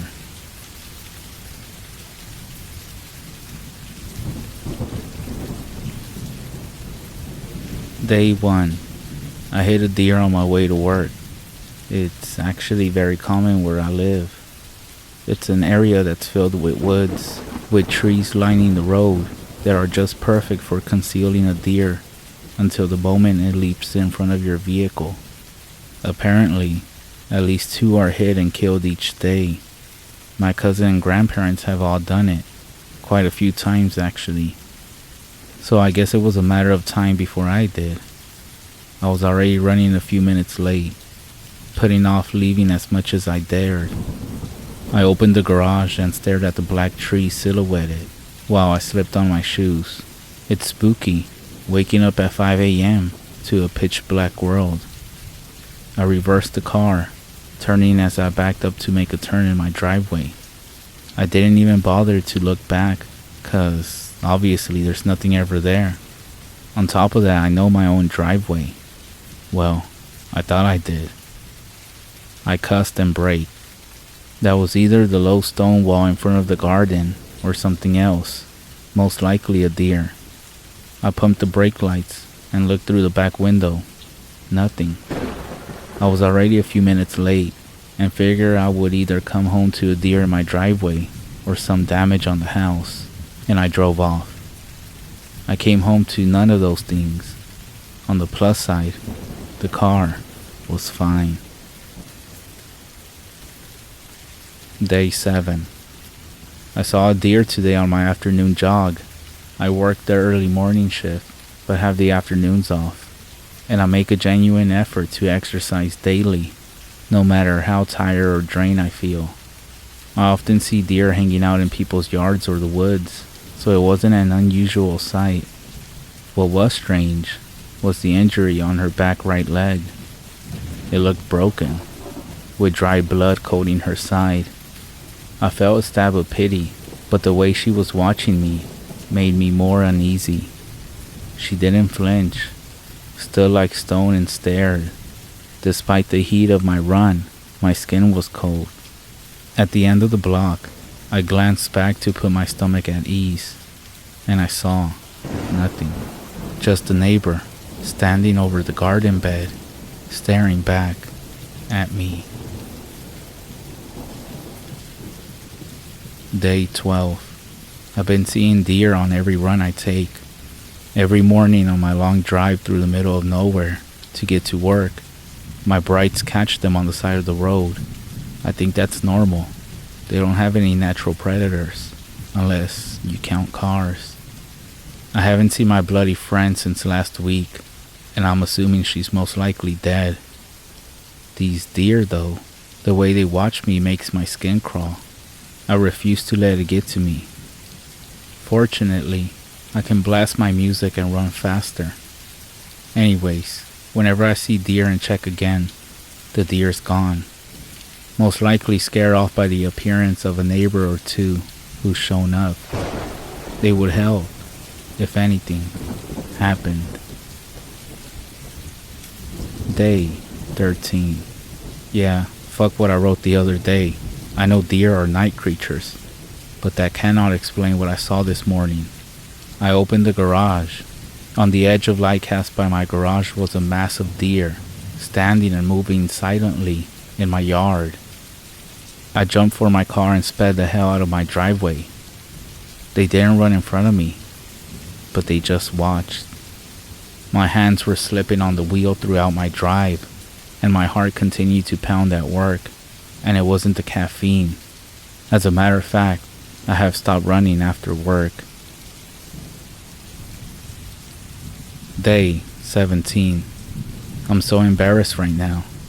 I'm in tears. Since yesterday morning, I've been staying inside the house as much as possible. I was looking out my front window this evening, considering how quickly I can get in my car and through the driveway, when I saw the massive deer again. Only this time, and I know what I saw, there were about 3 people standing with them. I called 911 and told them what I saw out front. 3 police cars, apparently having nothing better to do, showed up, but the people and deer were gone within seconds of me calling. Typical. I spent over an hour with the police. I made it seem like this was the first time I had seen deer act like this. No, I didn't recognize anyone. And no, I didn't want to talk with anyone. I saw the people trespassing and freaked out. The police finally seemed to buy that, and they backed off. Day 19. I'm not sure what's gonna happen next, but please, I beg you, if you ever hit a deer on the road, or come across a deer that has been hit on the road, get out the vehicle and help it, because who knows, one of its friends might be watching you. And if you have hit a deer before, just look out your window tonight, and don't be shocked if you see somebody or something staring back at you.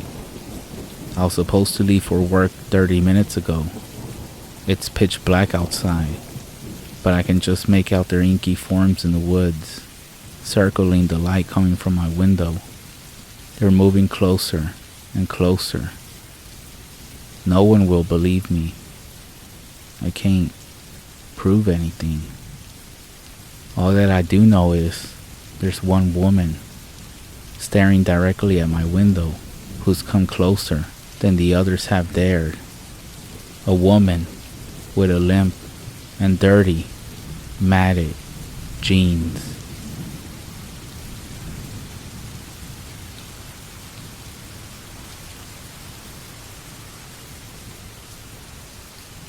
I went to high school in Arizona, and we had lots of Navajo students. One of them who told me about her grandma. She said that when her grandma was young, her family thought there was a skinwalker stalking their home. I'm not sure what caused them to be suspicious, but they were examining all of the animals. They said that even though a skinwalker can assume any animal form, their eyes still stay human looking. And what's more, because they have human ears underneath the animal skin, they can't move their ears. So this girl's grandma was going around and tapping all the ears of the goats to make sure they could twitch them. She came to one goat and gave the ears a flap, and they just stayed limp. She then said that she looked right into the eyes of the goat, and 2 human eyes were looking back at her. She said that's when the skinwalker charged into her and knocked her over before running off. She said they never saw it again. After that, I have never looked at goats the same way again, or any kind of livestock in general. As a matter of fact, you should probably look into the eyes of any pets that you own, or any livestock, before going to sleep tonight. One of them might just be a skinwalker.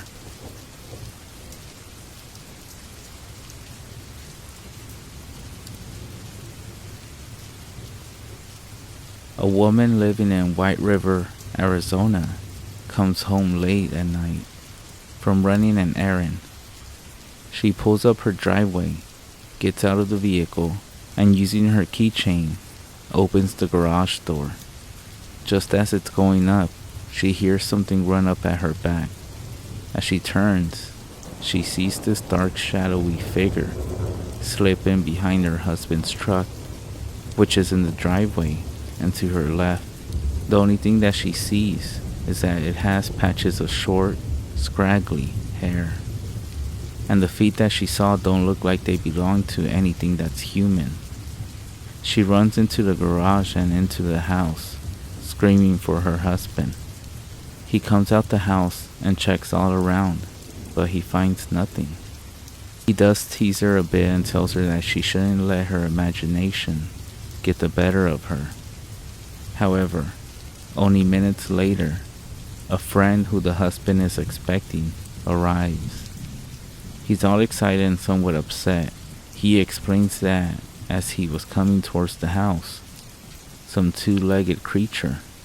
He says it looked like a skinny bear, only really scraggly and skinny, with its mouth and teeth exposed, almost like it was drunk. It came stumbling out of the trees and straight into the side of his SUV. He slammed on his brakes, but when he got out to look, there was nothing on the road or off to the shoulder. The two then go out to have a look at the SUV, and sure enough, there's a small dent and some black hair stuck to the rear fender on the driver's side, and some hair in the bumper, but there's no blood.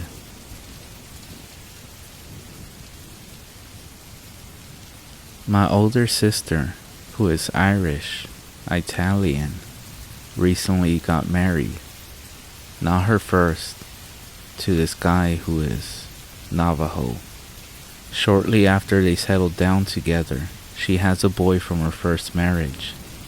They invite me to hang out with them down on the reservation, where her new husband has a house and some property. I ended up bringing a few friends.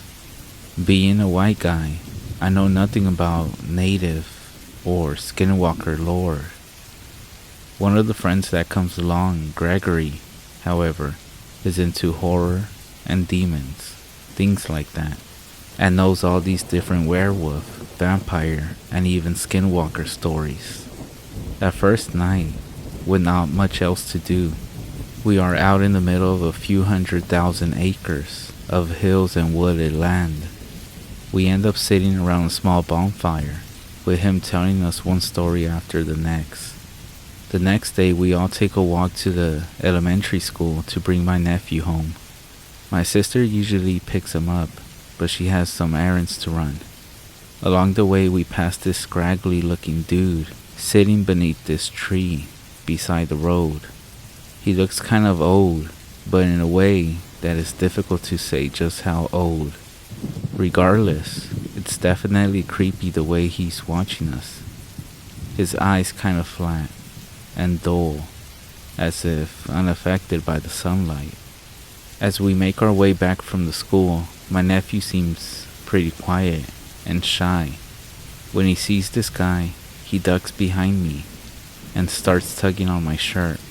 I ask him what's up, and without taking his eyes off the guy, he whispers, "I don't like that man. He's bad." The way he said it gives me chills, but I really don't think all that much more about it. Well, that night, Gregory and my other two friends, Jeff and Sarah, and I all head out to go check out this abandoned part of the reservation, which supposedly is haunted. We had been warned not to by my brother-in-law. He says it is an inhabited place of ghosts of the past and some kind of dark being. Of course, that only serves to make us want to go even more. So we dismiss his warnings and ghost stories, take the keys to my sister's SUV, and off we go. When we first get there, I have to admit, it is a lot spookier looking and feeling than any one of us had expected. Consisting of only a handful of abandoned structures, most of the faded and graying wood, and the biggest of which is only 2 stories, it looks to me to have been some sort of mining town, like the kind that you see on westerns on TV. Anyways, just about every window is completely busted out, with only a shared appointed pane hanging here and there. There isn't a single door still in place, and definitely not an item of any value anywhere to be seen. In fact, there isn't much of anything at all. As we walk around, going up to and looking into some of the places, but not entering, Jeff takes us to telling us how this reminds him of one of his past flings with some girl. Sarah and I rolled our eyes, as we always do when he starts waxing old memories, and then goes off a little ways, leaving him and Gregory together. We find a cozy corner out of sight and start getting comfortable, if you know what I mean. We are going at it for all 5 seconds when we both notice it has suddenly turned chill. Just as we huddle together for warmness, we hear a blood-curdling scream. We jump up and run back into the direction of the SUV and where we last saw Gregory and Jeff. There, they are facing the remains of the storefront, their eyes staring straight ahead and oblivious to the fact that we are there.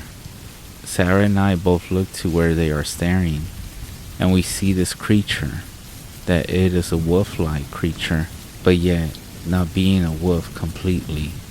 I'm still not sure to this day if it was real or not.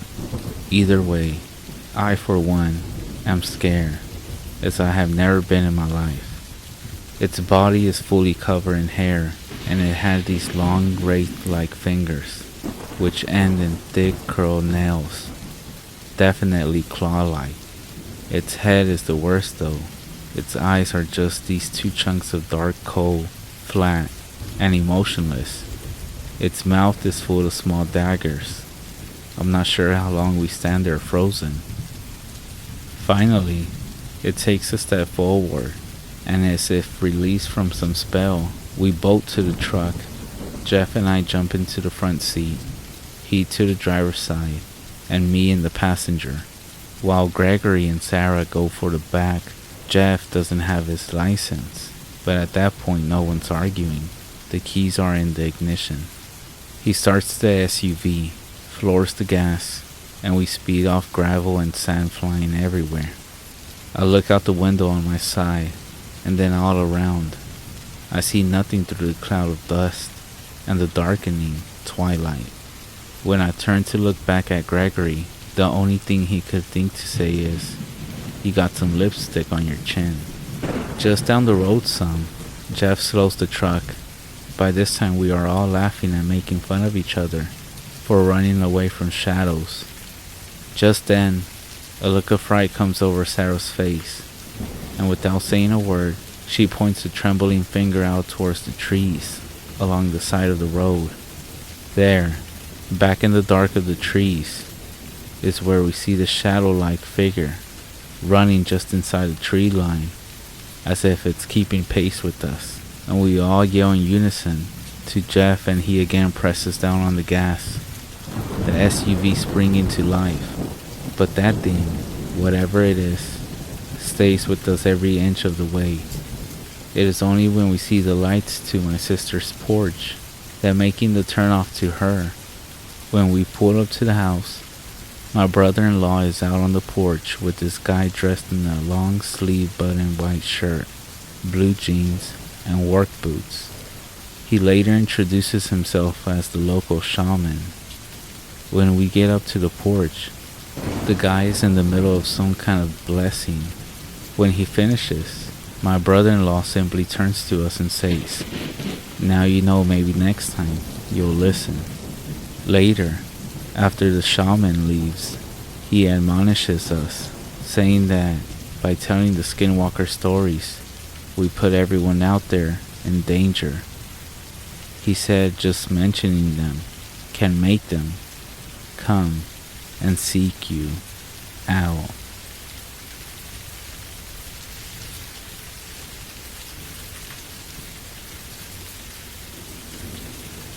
For years, I was the guy you would call if you had a squirrel in your attic.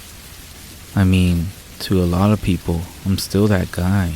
But over the last 20 years, I have branched out to other less common infestations. Now, I'm the guy you call if there is a haunted doll going through your attic, or a Sasquatch trampling your flower beds. I actually love my job. All the skills I have acquired have allowed me to travel across the country. I have met incredible people, and I have experienced cryptids like few have ever done before. It doesn't hurt that the pay is great, but the stories are even better. I have one short story for you now. It's more of a public service announcement than anything else, really. I have dealt with every sort of infestation from Sasquatches. You spray human urine around the area of sighting, and it will avoid the area. A demonic presence. You need to bring in a priest. Sometimes it can be tricked into inhabiting a lesser creature, like a frog. And jackalopes. It's just a bunny with some antlers. Put it in a cage and give the poor thing a carrot. But recently, there has been one cryptid that has been growing more and more invasive into human settlements. It's called the hide behind. Most commonly found in the forests of the North United States and Canada. The hide behind is one cryptid that cannot easily be dealt with. In fact, I'm not sure it's even possible for one of these to be bagged and tagged like we normally would with other creatures. To my knowledge, no hide behind has ever been killed, maimed, dazed, or even simply removed from a residence. Once it has made a claim to an area, whether it be a local forest, a cave, or even, in one specific bloody case, a Bass Pro Shop, it will actually defend that area to the death. It was first documented by the Native Americans, then by the lumberjacks in the PNW of America. The hide behind is one of the lesser known but cryptids on the continent, but without a doubt, one of the most dangerous. No one really knows what they actually look like. As the name suggests, as soon as they are seen, they quickly duck out of view to hide behind anything in the vicinity. Out in the wild, this would be trees and rocks. In your home, this could be a corner, a kitchen cabinet, a TV, or literally anything else they can manipulate their body to hide behind, an object of any size. In the few accounts of the sightings we have on record, they have been described as everything from a large bear, lion hybrid, to a frail and elderly woman with long arms and rashes on her skin. Because of this wide discrepancy in their descriptions, they are believed to be shapeshifters that can change their shape based on what they believe will best get their potential victim to come closer and investigate the sighting. I don't know why the hide behinds are moving into suburbs. I guess destruction of their natural habitat, but it is becoming a real problem. That's why I'm going to share the story with you now, so you know what to do if one ever shows up in your home. I pulled up to Tim's house around 12 p.m. on a Tuesday. He had called in to tell us there was a demonic entity in his house. He wanted us to remove it ASAP. They always demand ASAP. Tim had nothing going on, but people are just so much more demanding now than they were 20 years ago. I took a quick look around the house, and it was pretty apparent there wasn't any sort of demon in his residence. Not only was there no reaction to the holy water and Ouija board I had brought with me, but Tim also didn't have normal symptoms of a demon haunting him, bad dreams, sleep paralysis, or the witnessing of any telekinetic events. After further questioning, he described what he had seen in more detail. He said, "First, I was sitting right there on the couch watching TV when I got the feeling I was being watched. I turned my attention to the screen door, and for just a second, I saw a bear looking in through the screen, but it wasn't a bear, you see. A bear would have just kept on staring at me or keep poking at the door. But this thing just ducked out of view as quick as can be, like it was trying to sneak up on me, and I had caught it in the act. But I just grabbed my gun, set it on my lap, and kept on watching the TV, and eventually that feeling, like I was being watched, just kinda melted off. It was all peaches and cream until she showed up a few days later. This she that Tim was referring to was a new human form that the hide behind was taking. I assume it was because of the lack of a reaction to the bear form it had previously shown itself as. Like I said earlier, the hide behind wants you to look for it, to come near. Like the anglerfish, it dangles something in front of you, attempting to bring you closer. It's a lazy hunter. Tim then continued. I was out in the garage in my workshop, and that feeling came over me again. That being watched feeling. I turn around, and I'm looking out the garage door, but I don't see anything. But then out of nowhere, I see a lady's head and shoulder pop out from the corner of the garage. And the second that she sees me looking at her, she pops right back around the corner where she came from. Well, this time, I went looking around for her. So I had seen crazy people, and she looked crazy, and I didn't want her grabbing me. So I gave a wide berth around that corner, and there was no one there. I walked all around the house, and I didn't see anyone, not even footprints. Tell me that's not demonic. It wasn't demonic. It was a hide behind, and I told the man as such. I told him living out here on the edge of town made him an easy target for it. I told him that there really isn't any way to get rid of them or scare them off. I told him he could try to leave his house for a year at minimum, and maybe, with luck, it will leave on its own. But the best bet would be for him to burn the place down and never come back. He didn't like that answer. My family lived in this house for 3 generations. I'm not leaving, and I sure as hell ain't burning nothing down. I'll tell you what though, I'm gonna keep my shotgun on me, and when I get that feeling again, I'm gonna shoot it. It works for bears, and that's the meanest thing around these parts. I don't see why it wouldn't work for this, what you call it, hide behind. You can't argue with anyone over the age of 65. People get set in their ways. Their beliefs calcify. So instead, I was honest with him. I told him 2 things. The first thing I told him was that eventually, he'll get that feeling that he was being watched, and he'll get his gun, and he'll start looking around for the hide behind, only he wouldn't find it. That's what happens in all these cases, because at that point, it found the best hiding spot it can possibly get. The only place you won't be able to lay eyes on it, directly behind you.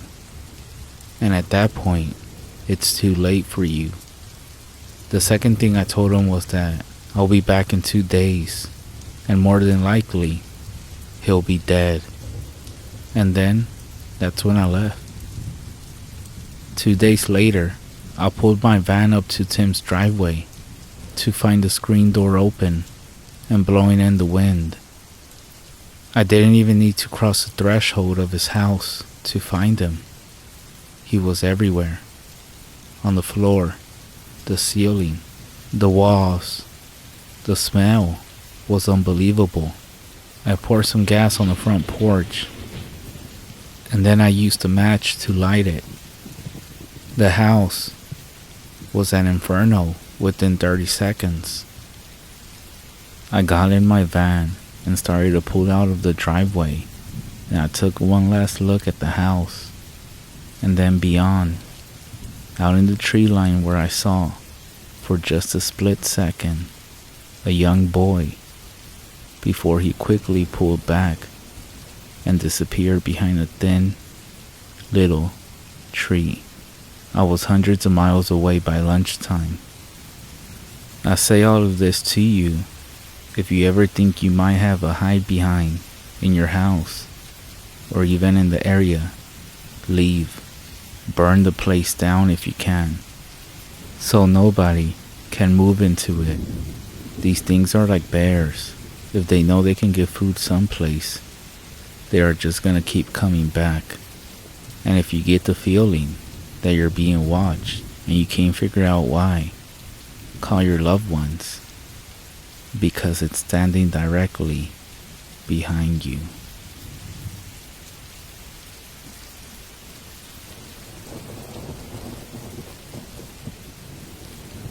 If you're reading this, congratulations. I'm most likely dead, or maybe worse. My name is Daniel, and I own quite a bit of land up in the Appalachian Mountains, left to me by my great auntie. So far, in the years I lived here, paranormal and downright disturbing things have happened to me here. People told me to just leave or report it, like I never done that before. To them, I'm just a young guy that went crazy a little too early. It bothers me that normal people have no idea what goes on up here, all alone. You see, my first encounter with them, I didn't know how to deal with them.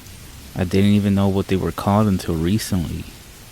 It's important, or at least it's important to me, that some of the tricks I have learned throughout the 3 years I lived up here could be of use to somebody one day. My second, or maybe third time I was being stalked by a skinwalker, it felt like I was walking in circles.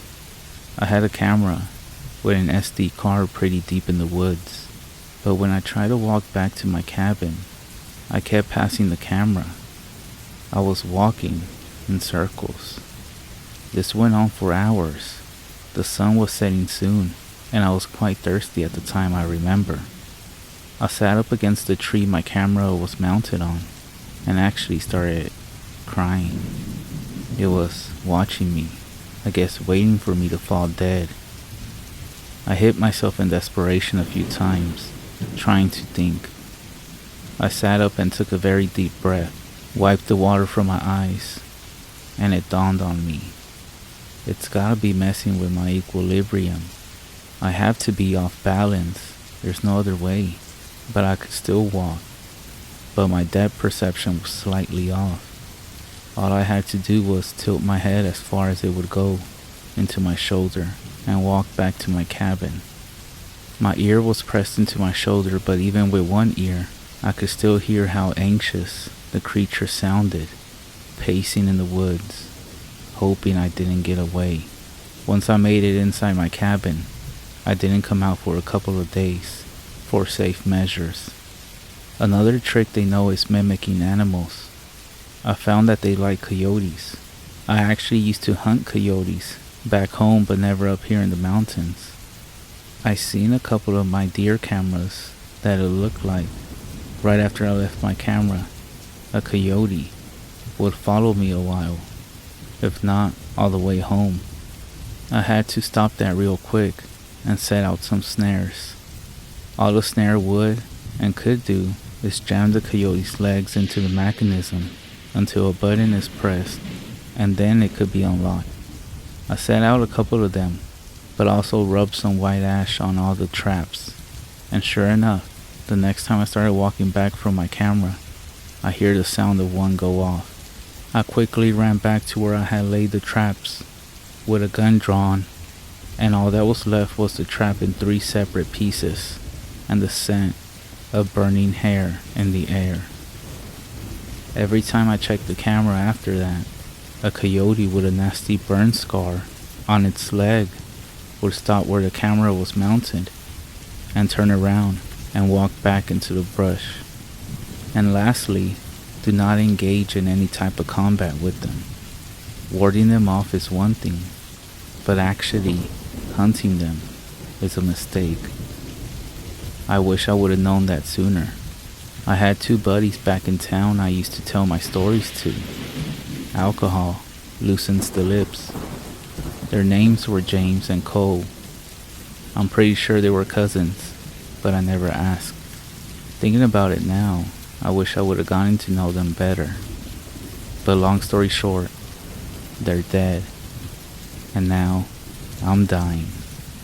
This morning, they came and pounded in my door insisting we hunt these skinwalkers. I told them it was a very bad idea, but they even took the liberty of buying silver bullets. They told me how much they cost, but I can't remember right now. I finally caved and we got ready all day. We first started making a large amount of white ash, cleaning our guns. Heck, they even packed MREs and special high-dollar spotlights. We set off right as the sun went down. We weren't 3 hours in when disaster struck. We were all sitting around a tree. I could tell that the skinwalkers were watching us. They're all around us, multiple. I'm scanning everything with my spotlight, not even realizing that Cole wasn't with us anymore. I asked James where he was, but he didn't seem nervous at all, and told me he may have had to go pee. I turned back to face my front, and there I see Cole. He's a good distance out, but something wasn't right. He was contorting in ways a human could never. I started to turn around to ask James what we should do, but halfway around, I heard James, guttural, sounding, breathing, like his lungs were filling with blood. I couldn't stand to be there anymore, and booked it back to the cabin. The forest seemed like it was laughing at me. In my desperation to run home, I knocked my flashlight running, and it was slowly getting dimmer and dimmer. I eventually had to ditch it and use some of the flares that Cole and James brought. I pulled the top off and struck it against a tree, and the red flame lit up the surrounding forest. There were so many of them, 10, 20, maybe more. But as luck would have it, they never attacked me. I could see the cabin and flung the door open and shut it behind me. I ran for the upstairs bedroom and quickly got into the old wooden closet where I'm currently typing this. I don't hear them, but they're outside my house. Unfortunately, in the midst of running away, I did end up getting clawed, or maybe bit. It's not a terrible wound, but it's bleeding black. If you're reading this, if you can, please send help. I really do need it this time.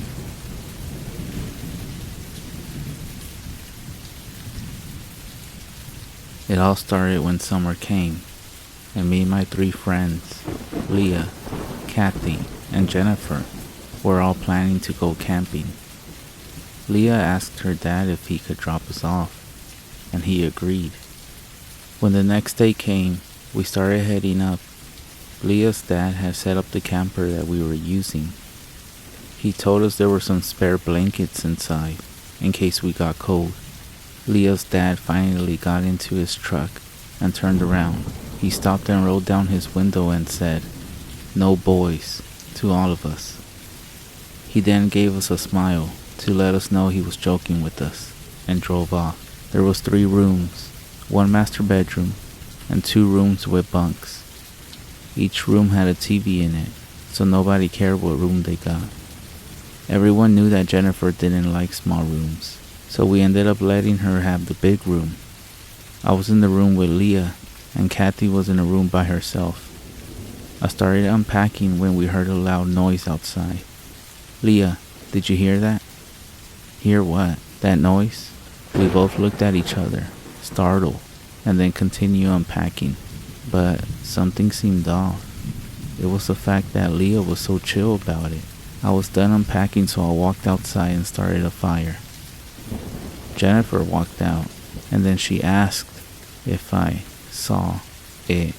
I responded with, Saw what? That's when she started freaking me out. She then started staring at me, but behind me, panicking. Her eyes darted back and forth, and then she was calm.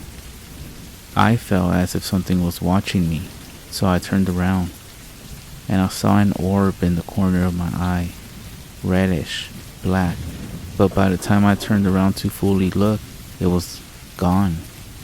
I was so freaked out, because we were in the middle of nowhere, you can say, and it was only the three of us, by ourselves. I then told Kathy that she could cook instead. We had her family's secret recipe of shepherd's pie, and a bunch of vanilla cupcakes. There were about a dozen cupcakes left in the open box, so we just left it on the table and went to bed. I could hear the TV coming from Kathy's room, so I punched the wall and told her to be quiet. Right after I said it, everything went quiet. But then, there was a small scream in the distance. It didn't sound human. It gave me chills that ran down my spine. But I ended up dozing off. But then, I woke up in the middle of the night, hearing noises, like if someone was in the kitchen. I wake up Leah, and then we walk out into a small hallway that led into the kitchen.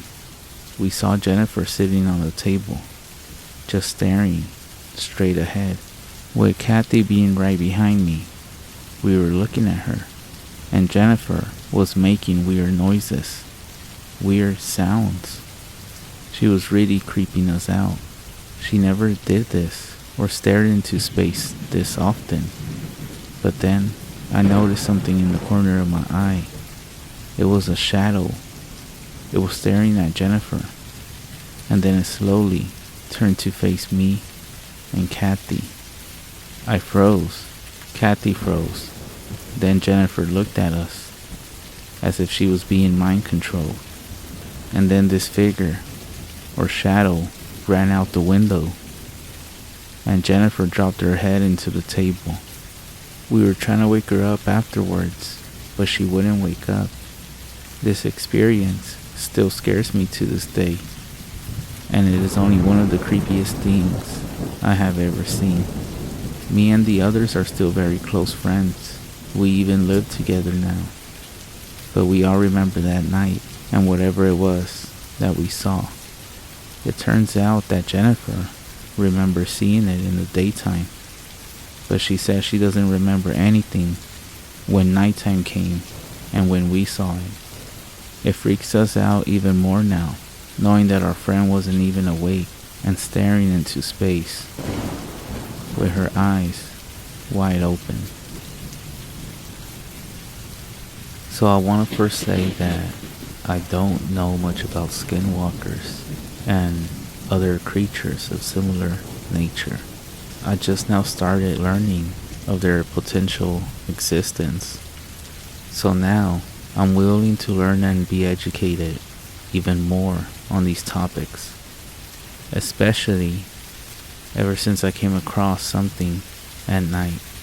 There's this park my girlfriend and we used to go to smoke there a lot, and we encountered this same dog-like thing multiple times, and it was always at night. It looked like a really huge black dog with round bear-like ears and yellowish eyes. The first few times we saw it, we didn't think much of it, but then we noticed that it kept just like spawning in. It never made a sound, and it always just stared at us, and it would follow us around the park in a creepy way. And just an FYI, we encountered this dog while we were high and while sober on many different occasions. Anyways, we ended up not going to that park no more. But before we stopped going, one of the creepiest things that's ever happened to me happened at that park. We were walking from the parking lot to the park, and we would just see this thing emerge from behind a tree and follow us and try to block our path back to the car. Sometimes we had to run and jump a fence just to get away from it. We never had a single dangerous interaction outside of this one time we were at the deepest corner of the park that was bordering a small forest, and we had to jump about 2 fences to avoid that thing. I do have a theory. It could be a stray, but it really did not act like a dog at all. It didn't even feel alive. I felt like it was just actually watching us for some reason, but it was really eerie.